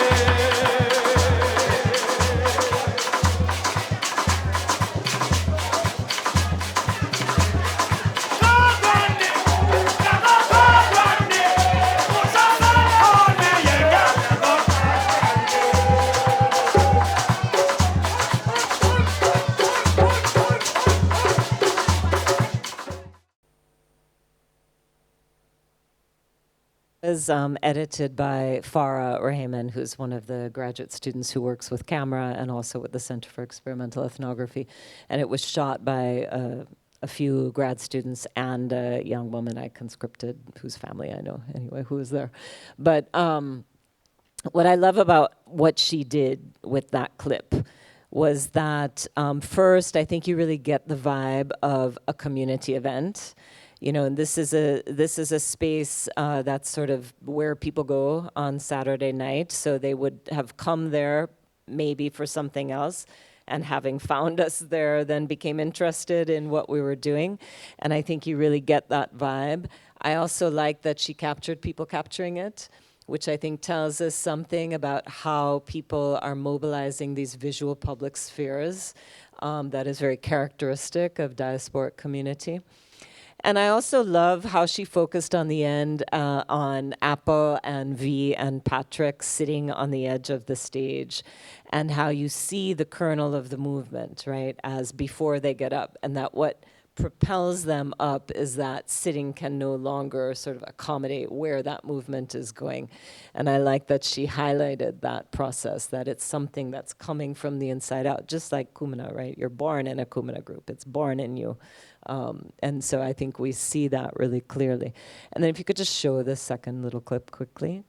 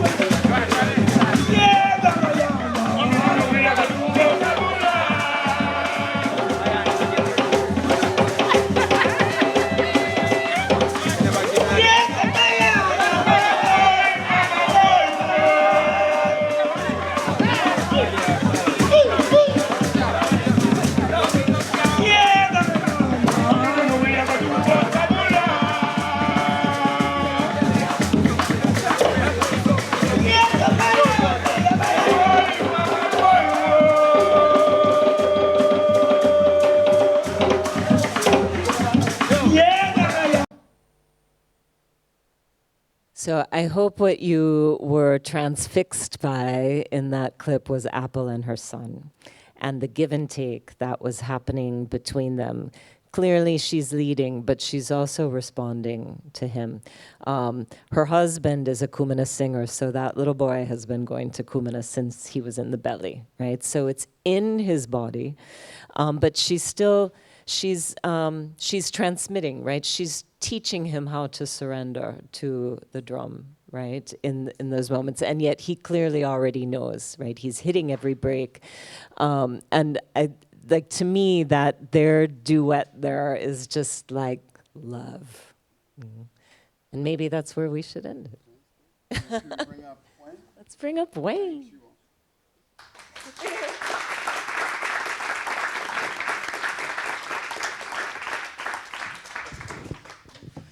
Thanks. This wasn't orchestrated, but I must admit that that last scene made me emotional. But that's for a thing about many things, and it does something, because one of the things I liked about the first film as well, and you said hitting the brake. So I want to talk a little bit about the brake a little bit later. But what I like about the first scene was also that on his face, the singer, there was not just love, there was joy. There was a kind of joy on that face, and I'm interested in what that might mean. But I want to start out by saying thank you. It brought a lot to me, because in a certain sense, that is my museum beginning. When I was doing museum work in Jamaica, it was that. Primarily because there was a way in which the project of ethnography, the project of anthropology in Jamaica, was an attempt to try and recover, to collect, to understand those traditions that had been not collected. You can't find them anywhere. They are not here in European collections, primarily because Jamaica, like many parts of the Caribbean, kind of occupied a strange place for anthropology, so they weren't interested in it, and therefore they are not in these collections. But it also occupied a strange place in the museological imagination, in the British museological imagination in Jamaica, so there were no collections either. My beginning question goes to that. And then what I hope to do is to do my question, your question, my question, so we're going to do that together. So my beginning question goes back to your beginnings. And in a certain sense, this idea of coming to anthropology, because you actually, in both of your presentations, you both come to anthropology with a certain kind of love. There was a kind of joy in how you talked about it. There was something about it that was beautiful. And then I started thinking, but there are many of us who have a more complex and difficult relationship with the discipline. The Caribbean is always difficult with the discipline, but it is also difficult in the US context. And what I noticed about your two practices, which I think I want to riff with in the audience as well, is that John is practicing a certain kind of anthropology at home, where America and Black America is the object of study in a certain sense. Whereas Deborah, you're practicing an anthropology that is not in the academy in the US, but in somewhere else. And the tensions between those. So I want you to start out by asking another question. The difficulty of the discipline and how you've managed, whether through your creative process as dancer or as filmmaker, been able to push past that strange place. Because probably 4 years ago, here in this audience, we had a discussion with Gus and Haj, and most of the young people in the audience were like, let's get rid of anthropology. It is not useful. It is only a discipline to make me feel like I'm other. How have you, through your creative work, but your intellectual work, been able to grapple with the discipline and its history? I want to start there. Let me start. Thank you for the question. I will say one of the things that I would be remiss not to offer up as part of the explanation for the kind of anthropologist I ostensibly am is the institution where I worked and learned in the 1990s, Columbia. And this was a decidedly Saidian institution. Edward Said was there. He attracted tons of students Gayatri Spivak was there, attracted tons of students to complete in English. They were hell-bent on taking courses in anthropology simply to tell us in anthropology we shouldn't exist, that we shouldn't do this work. And they took every course I was in. We had members of those departments in there railing against the colonialist history of the field. And so for the anthropology students of color, we were in this surreal position of obviously recognizing the legitimacy of those critiques, but still saying, one, and you made this point yesterday, anthropology isn't the outlier here, right? Other fields have similar kinds of histories, but also making the case that the baby and the bathwater can be separated, and that ultimately our job was to figure out if there are ways, even if it's just correcting the record and recalibrating the field, of using anthropology, maybe one might even say against itself, in service to a different kind of assumption about how to represent and construct notions of humanity that don't simply pivot on all the things I think that have been really compellingly critiqued about anthropology's history. And so I came of age as an anthropologist, spending a lot of time saying, yes, that's right, but both look at your own field as well, and we can do the same kind of work there. But also, let's figure out how and why it is there's still work we thought that could be done under the aegis, under the auspices of anthropology, even as we recognize its really complicated and connected history as well. So, and I think there's no place to stand, and I'll end on this note, as an academic or activist or artist, and not recognize that those contradictions are the ground on which you stand, period, full stop, no matter where you are. And I think being able to both own that, to try to do your best at unpacking and understanding that, and then not using that as a reason for feeling you have to be catatonic, right? Your job is to move forward. How do you do it? How do you do it cognizant of how you can learn from the past, knowing you'll probably reproduce some of those problems, but you also move the field hopefully in more productive directions as well. So that is kind of how we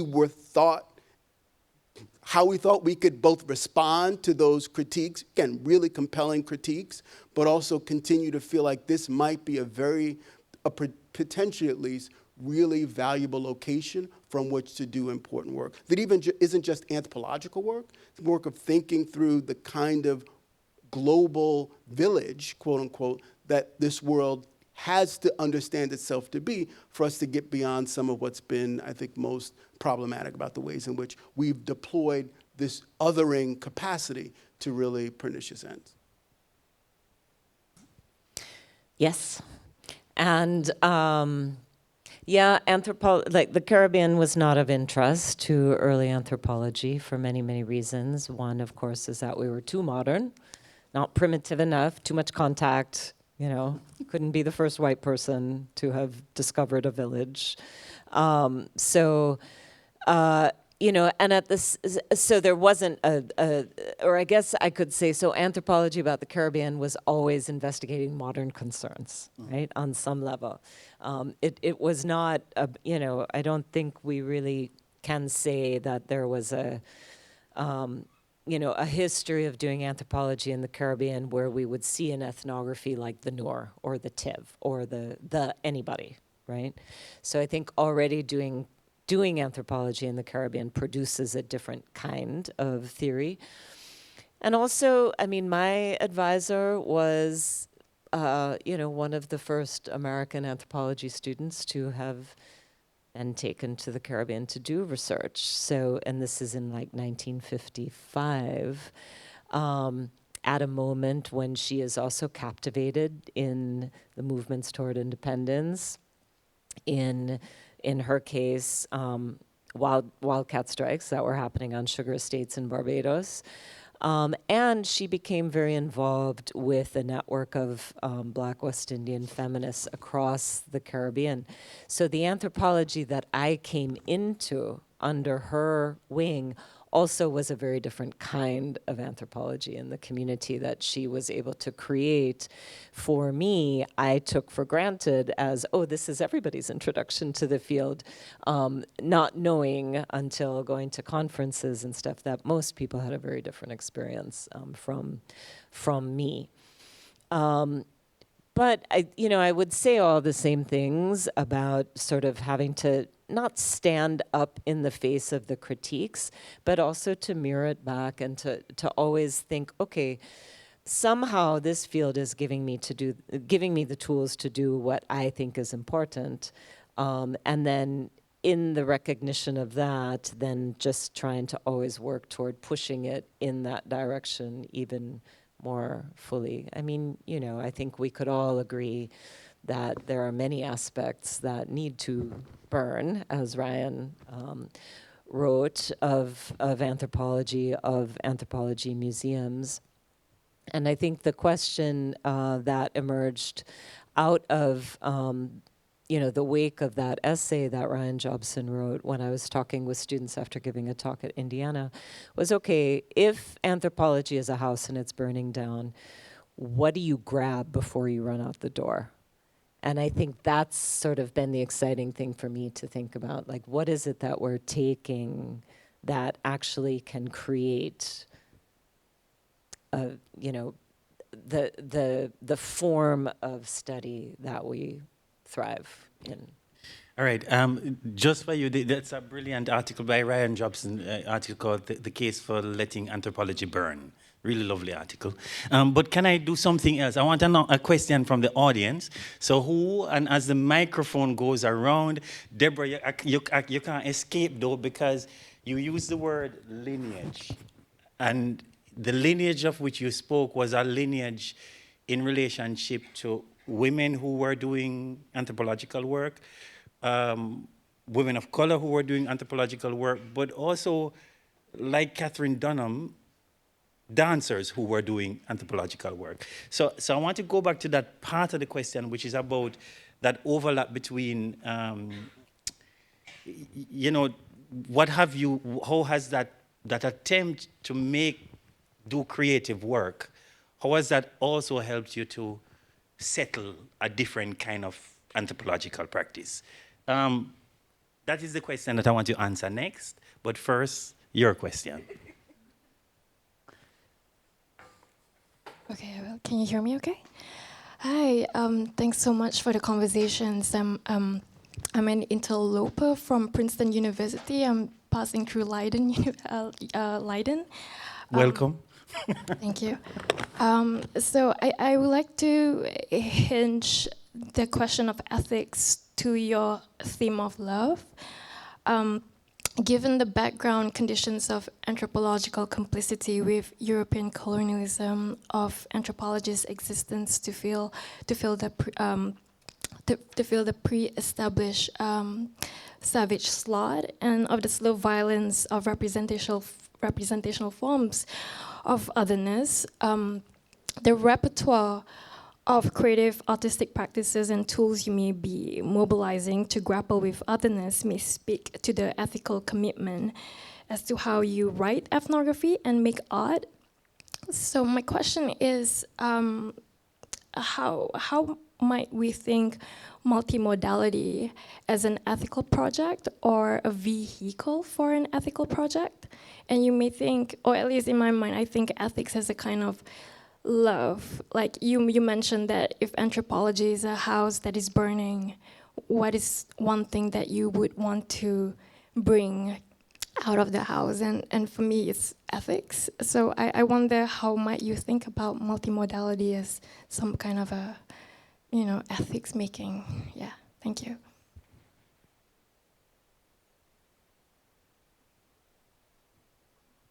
But she was just, no, it's fine, it's fine. So, first of all, it's a fantastic question.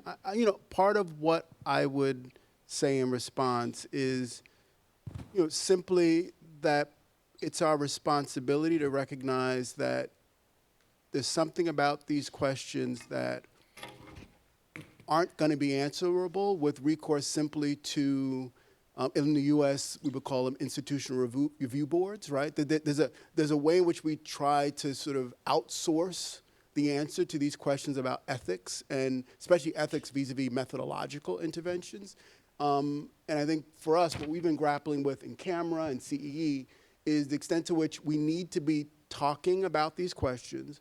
We need to also, I think, recognize that different projects and different anthropological researchers might land differently on how they will negotiate some of the implications of this stuff. One of the things I used to always bring up with students when I would teach film and try to get them to think about their responsibilities as moral actors doing this work is to recognize it's not enough for, in the moment, your research interlocutor, your research subject to say, yes, you can certainly use this in your film or use this in your book, because ultimately the world changes. And what might not have felt controversial when you were doing the research might not have gotten them into hot water when you were doing the research 5 months later, 5 years later, can really put them in harm's way. And your job is to try to anticipate as best you can the things that actually, even though in that moment they might not feel like they're problematic,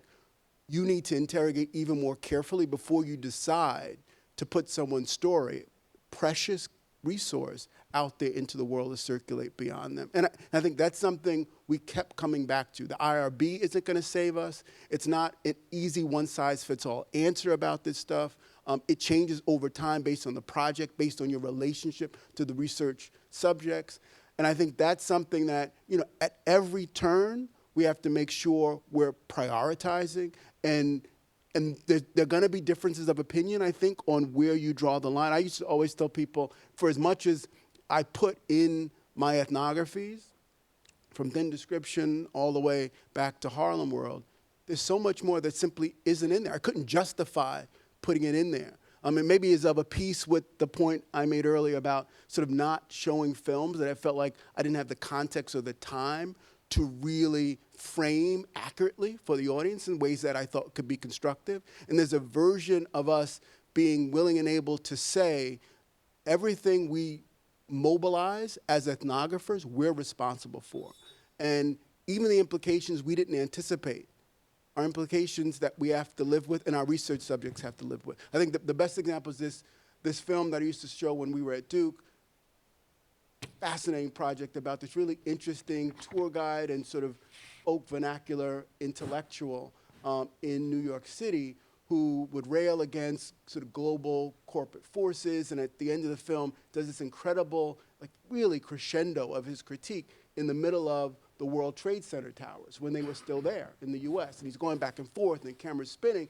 And you realize by the time we get to 2003 and I'm screening that film at Duke University, it means something so different on the other side of 9/11. And that's something no one would have known, but you realize in that moment, you're still not responsible for anticipating what would have happened, but for recognizing that that ethnographic project, that documentarian project, and its relevance, its valence, has shifted dramatically. And so you have to think about then, what did it mean then, what does it mean now, and how do you hold on to a sense of some sort of clear ethical rationale for the decisions you make as a researcher for what you include and what you don't. And I admit I'm probably, even as much as I have in my ethnographies, I think I'm pretty conservative on that. All the real juicy, interesting stuff isn't even in the books, really. Although there's a lot of, I think, fantastic, interesting things. Because, only because, like, I think you have to be incredibly careful about that as well. And I think there's something about that that also we need to continue to make explicit in the discussions we have as methodologists about the stakes of some of the decisions we make before we do it. Yeah, but now, of course, I want to say something about that too. But I just want to like piggyback on that to say it's not only what we write about, but it's what we talk about too. And I'm just thinking about that because I ordinarily wouldn't show the first clip is a clip that circulates and it's public and whatever. I ordinarily wouldn't show that second clip without a lot of setup, right?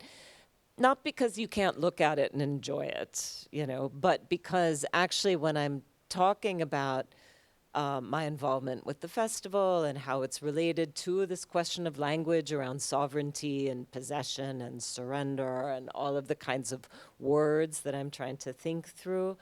What I really want to do is outline a process that I'm now going to say is like sovereigning, which means there's a whole lot of setup around the everyday doing of working together, the everyday thinking collaboratively, and then also the everyday reorienting of how we see.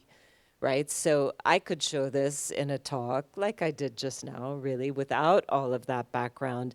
And maybe it would not maybe it would not challenge you to see what's happening in a different way from how one would ordinarily consume images of Black people dancing in ritualistic ways. You know what I mean? Whereas if you get the whole setup, I will have taught you to see differently by the time you're looking at that clip. You know what I mean? And so there's an ethics to that as well that I think we think about quite a bit. Yeah. I think it would be good to come back to your to both those ends. Primarily, John's description of himself as conservative in a certain sense, but your invocation to try and educate people into seeing before one sees, because I think that one of the things that we would struggle with as museums as well is a critique of being overly cautious, of not wanting to show certain things, of not wanting to show certain things, or of not wanting to remobilize certain tropes, and that there is a tension between what is artistic, the artistic possibility of allowing the viewer to see, and over determining how they see. So I think that's something that I'd love to come back to, but let's have an audience question. Yes. The mic is coming, it's coming. Thank you.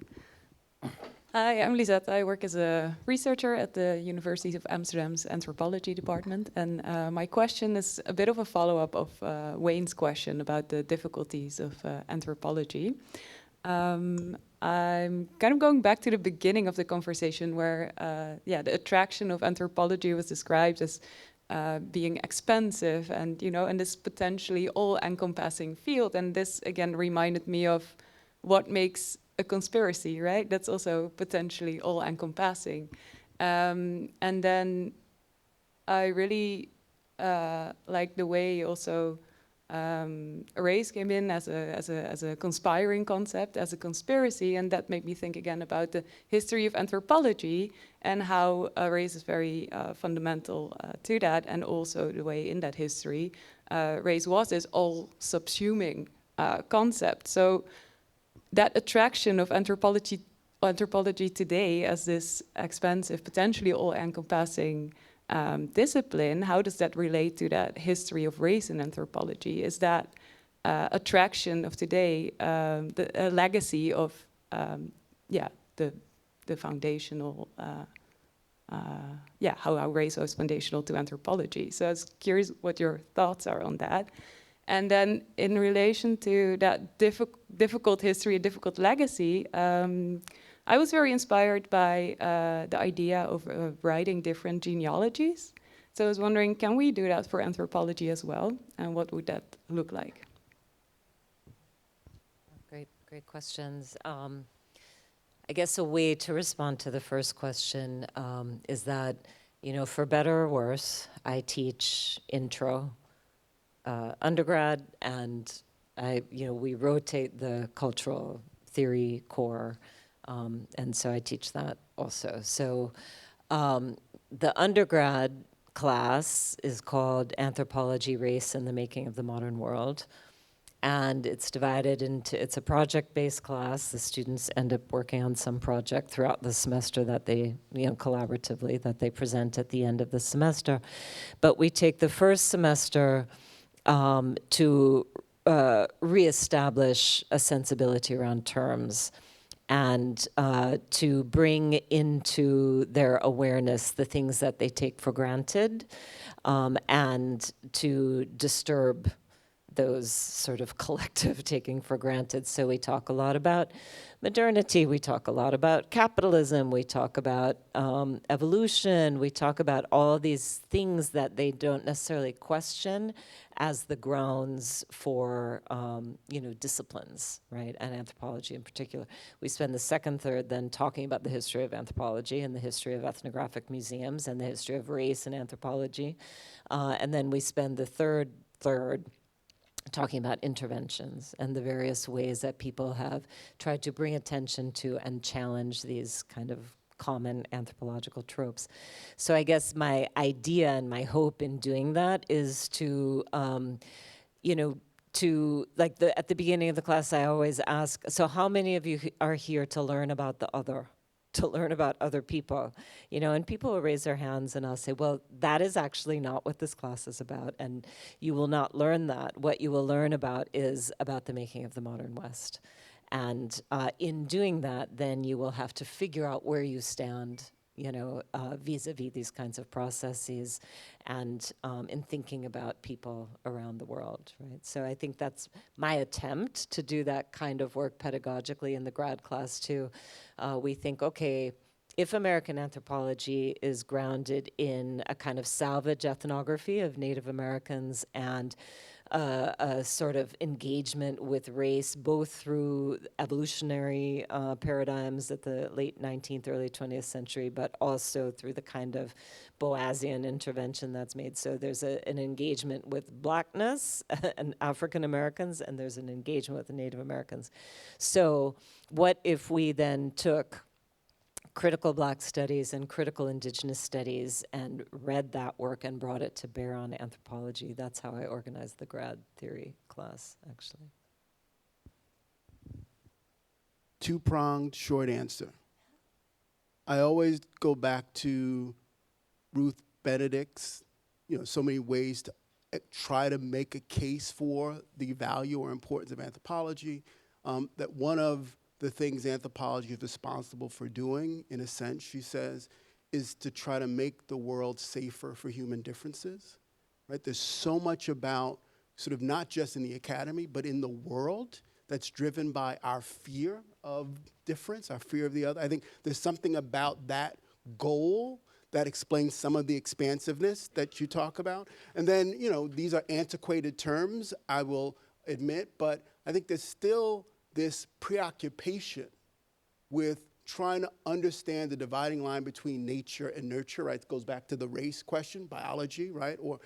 And I think there's something about that, no matter what the field is, but that key, almost foundational preoccupation that also, I think, explains why anthropology is still really evocative in the larger public world. Because we're still trying to figure it out, right? Every time we build a better lie detector, every time we go back to functional MRIs to explain to us why people are doing what, like, it's about us trying to navigate that same, again, classic anthropological question, which is what makes human beings human, what makes us separate, different from every other sentient species on the planet, and then how much of that is hardwired versus about sort of the post-cultural machinations of a species that continues to change and evolve over time in ways that aren't reducible simply to genes and biology. I think there's something about that as well that helps to explain why anthropology doesn't go away, both in the popular imagination, but I think for me, that always gives me a reason to come back to some of its most classic formulations, even if we push them, right? Even if we want to challenge their presuppositions and mobilize them differently, maybe towards different ends. Well, the first one was just Ruth Benedict. The second one wasn't. All right, one more. Oh, yeah, I see another question right there in the middle. And let us know who you are. Hi, I'm Inaya. I'm doing a research master in arts, literature, and media. First of all, I cannot thank you enough for the extremely engaging and thought-provoking presentation, but also watching your films from yesterday, I can find many productive threads connecting all of this together. So yeah, forgive me, I'm all nervous and excited at the same time. But yeah, you talked a little bit about the challenges of intersubjectivity, understanding the object of knowledge that is the other, and having read a bit of queer theory, Afro-pessimism, I'm interested in this idea of the inscrutable body, the illegibility of the other, and how, because the other is always excluded from Western categories of the sociality of being. And I'm interested in what you think multimodality offers, or the affordances it has to, in a way, paradoxically articulate the inscrutable. So kind of, centering the invisibility, the inability for us to read, and how do you negotiate then this need to like rationally understand your object of knowledge, but at the same time let it speak for itself through, in inscrutable ways. Yeah. The body. You want to talk? And first of all, let me just say, thank you for coming out to every single event over the last year. Like, you might be the only person. It was my pleasure. Really, we've benefited a lot from the back and forth, so thanks for that. And again, another one of these fascinating and complicated questions, so thanks for that. I'll let Deb. Thank you, John Jackson. No, it's great, Anaya. So we're thinking about the opacity, right, of the other, and the need to be in long-term conversation, in long-term relation, and in long-term collaboration, right? In a way, that's what we're really talking about. What are the relationships that you build, and how do you build them? Of course, one builds those relationships differently in a text-based scenario than one might in a filmic scenario, than one might in a performative festival-based scenario. I think in my case, I guess I would say the film projects that we've done around state violence have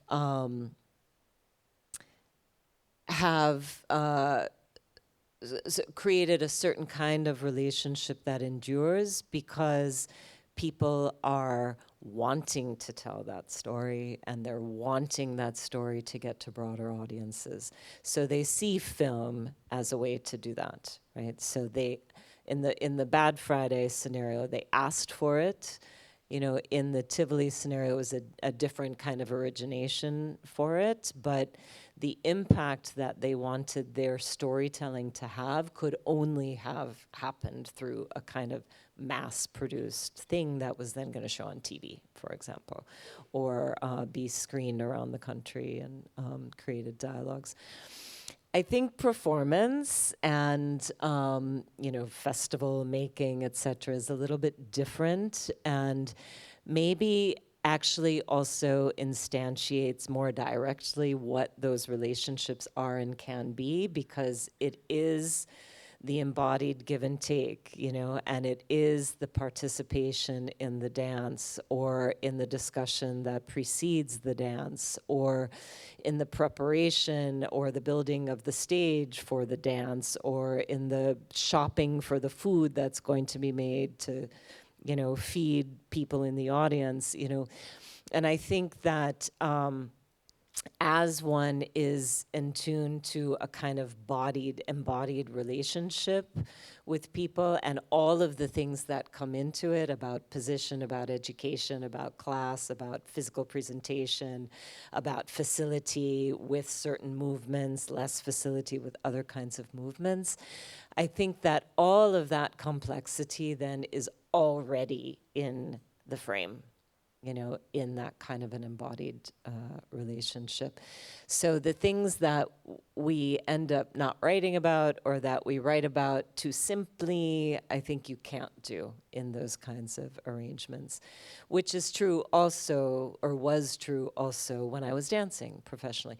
There's no way that I could give you really good words for what it feels like to be sovereign, on stage, like what that freedom actually feels like when you are just one with the music and with the other people, or not even on the stage, in a club, like wherever, in the kumina, like I don't have words for that. And I think the experience of it is an embodied experience. We can try to get better and better words to describe it.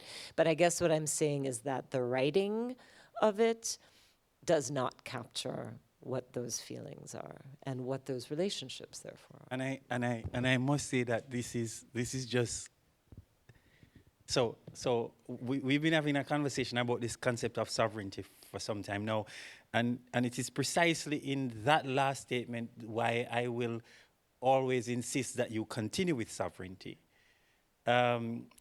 Because in the Kumina practice or in any of these Afro-Caribbean ritual practice, or in that moment when you enter a certain trance, then one is free.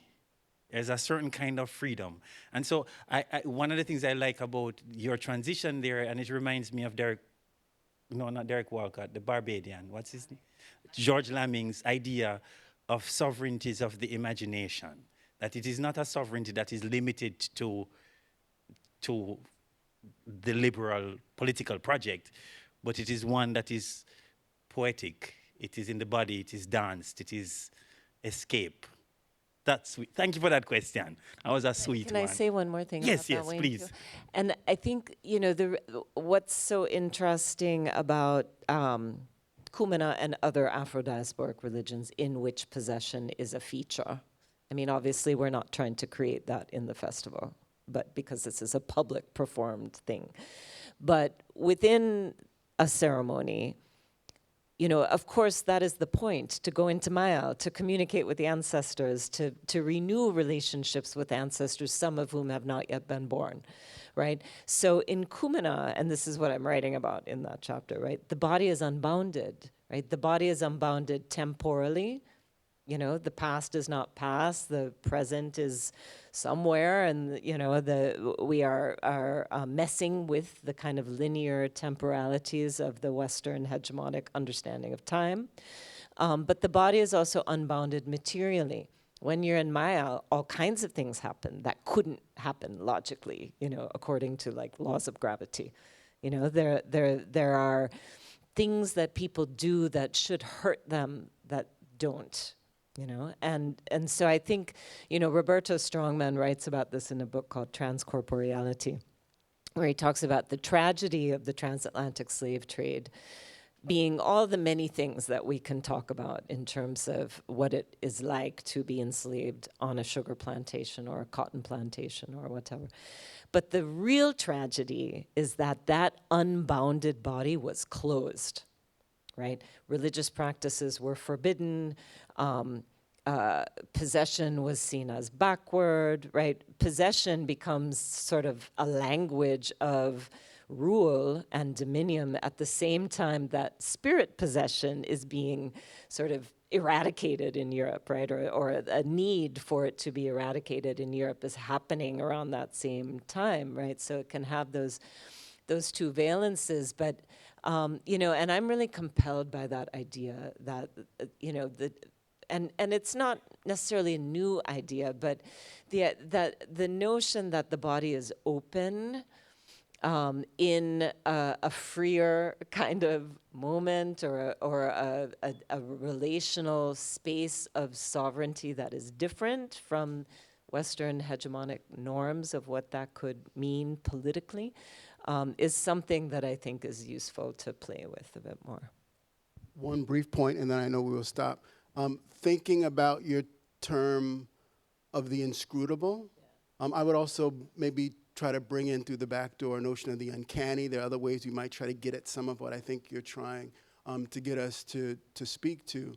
Reminds me of, just really briefly, my concern with what was Clifford Geertz's sort of repackaging of Gilbert Ryle's philosophical claim about the thinness of the eye, of the visual image, right, of the two-dimensional representation on the screen. Because I think what's implicit in that is this idea that the anthropologist needs to be there as the authority. This is how the axe fight, for instance, that classic ethnographic film, is organized, right? You don't understand what you see, right? Because seeing isn't enough. You need the anthropological expert to contextualize it for you, to tell you what you can't see, right?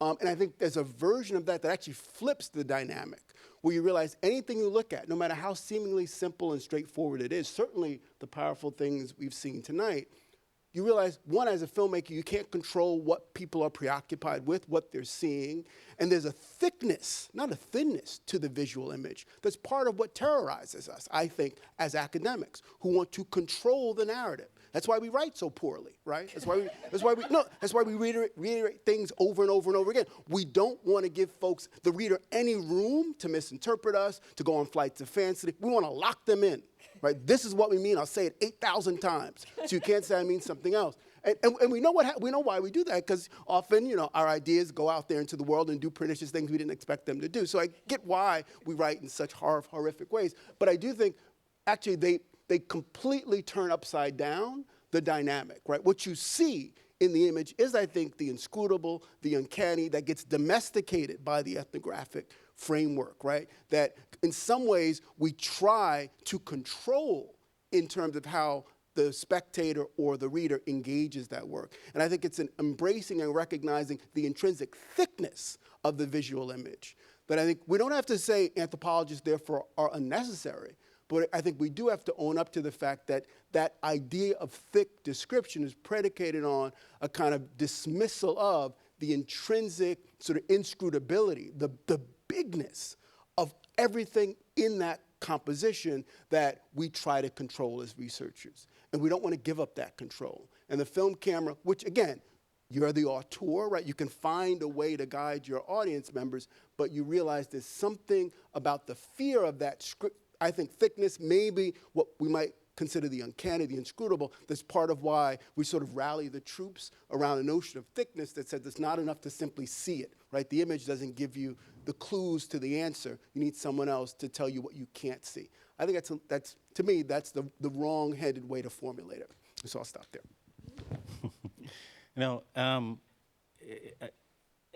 I could turn this way and not look at her, but I can't do that. So I have to look at Esme, who tells me I need to stop, and she's over that side. So she says that we need to stop now. But in our conversation, right, Esme? I need to stop, right? You have to drink. We have to drink. No, actually, it's a good point, because one of the things, going back to that Kumina thing, not many people know, and as a museum ethnographer when I was in Jamaica, I loved those things because they always had rum. Rum is central to a part of it, so I understand. So, but there is something though in our thinking about bringing you two here and bringing you two together.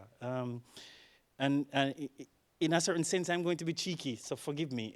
It was also coming back to your last word of not only a love for the discipline or a love for practice.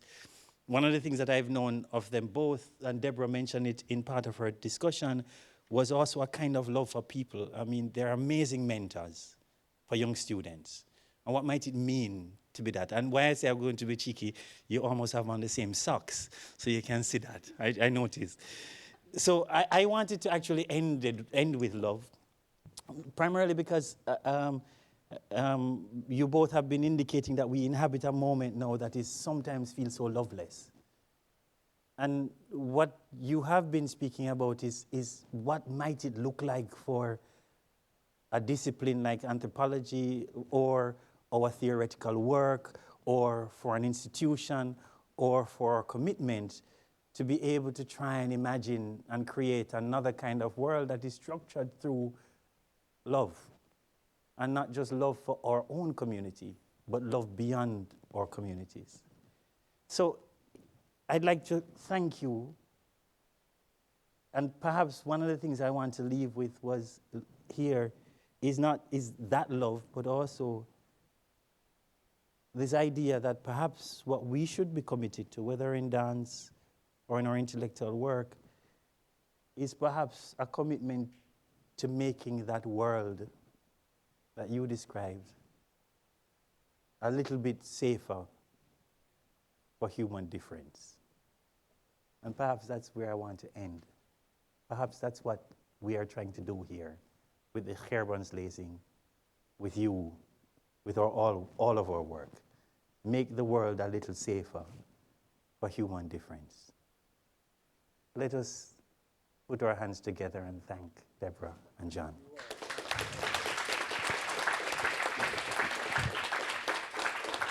And it is only for me to thank our partners in this wonderful crime and to invite you all to share with us a little libation with us, to drink with us as we celebrate Deborah and John and look on for a nice evening. Thank you all. Until next time.